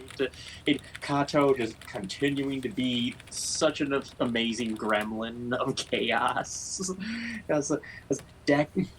Declan being so straightforward, but quietly seething, where he has feeling. And I want to give a star to myself, but I can't do that. So instead, I will give it to Aaron for helping me bring about this totally nuts, this totally crazy self-indulgent scene where where it is a dramatically impactful moment for Lottie to reveal her dead name and to convince her childhood friend of who she is. That's just magical, and I didn't know if I would actually be able to do that, but once it was teed up, I had no problem waiting for it to happen, and when it did, it was just as special as I wanted to be. Thank you so much, Aaron, for creating that situation. And thank you everyone else for being just amazing people and players. I had a wish. If it was a wish specifically for my character, it would be to meet other people from her. For Lottie to meet other people from her past. Of course, I also want more. For the mystery took focus away from the romantic subplot with Kato, and I want more of that. I want Lottie to be like, hey, wait, you're in a swimsuit? Wait a sec. Warn me first. I definitely want more of that, but I also want Letty, because this feels like a big turning point for Lottie, where now she is starting to get a handle on what she wants and what she's here to do, and what the kind of closure she wants from her past in Deep Lake, and figuring out how her in the present day fits into Deep Lake. Right. Rachel. Alright, hello, I'm Rachel. I am Stolen Fires pretty much everywhere on the internet, including the Burning Bird app and the brand new Blue Sky app. Which one will win? Who knows? Probably the one that is not CEO'd by a total loser. Anyway, that being said, I've posted a link to my Discord. If you're not already in it, you should join. It's a pretty cool Discord full of pretty cool people. You can find me back here tomorrow as I run Blade Runner. They're gonna kill poor David. Who's David? I don't know. Have you seen Prometheus? That David. Should be good times. It's the Ridley Scott cinematic universe. Holy shit. They've been investigating Wayland Yutani like this whole past month and a half. So anyway, that's going down tomorrow evening. You can also find me here on Monday running Dragon Age. And then on Wednesdays, if you want more Dragon Age content, I stream Inquisition in anticipation of Dreadwolf at some point coming out. Yeah, you can follow me, Blue Sky, Twitter, Instagram, Twitch, all those things. Stolen Fires everywhere. Yeah, and so Stars and Wishes. My star, I think, was the interaction I had with Declan. I felt like we kind of bounced off each other really well there. And then I suppose as wishes, I kind of want Isabeau. Like, I'm feeling she's just like an angry person. And like, get some of that anger out, and then like, okay, I'm gonna start the healing process and become a better person. I think that's my long-term plan for this character. So if she's mean to you in the next session or two, that is just setting up for the redemption arc. Wonderful. Steph. Me! Hi, I'm Steph. You can find me on pretty much anything under the username Steph Infection, typically all caps, one word. Currently, my most active social media technically it's Discord, since I guess that's a social media. But you can find me on the Mastodon instance dice.camp. Once again, Steph Infection. I spend a lot of my time, free time, in the Gauntlet Publishing Discord. I am working on 2 different Carved from Brindlewood games right now. One is called The Shattered Veil. It is based on the old Rifts games, because Rifts, the setting is very cool, and Rifts, the rules are very bad. And the other one I'm working on is an SCP-inspired hack of Carved from Brindlewood called Site 42. I actually just ran the first playtest of it a couple days ago. It went pretty good. I'm super excited for it. Hopefully, once I get some more material for it done, I want to get a couple more playbooks and a couple more investigations done before I start running it for bigger groups of people. I do want to run a playtest, maybe like a double tap or something on. I would love to run it on this channel at some point. Besides that, for Stars and Wishes, I really big star for Ben for going with Kato being kind of like antagonistic to Declan. I had a great time role-playing that, and I really appreciate the willingness to go along with it and the responses to it as well.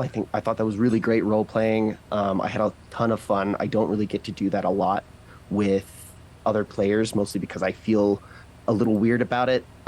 With a lot of my characters that I played wouldn't really be that kind of confrontational in that aspect. So again, I'm really thankful that you were willing to just go with that and roll with it so well. For Jane, I really liked, echoing what everyone else said, I loved the very dramatic reveals. I was not expecting to get a dead name out of Lottie, period, let alone session 2. That was wild. My gut dropped. I felt bad. It was gross, and I loved it.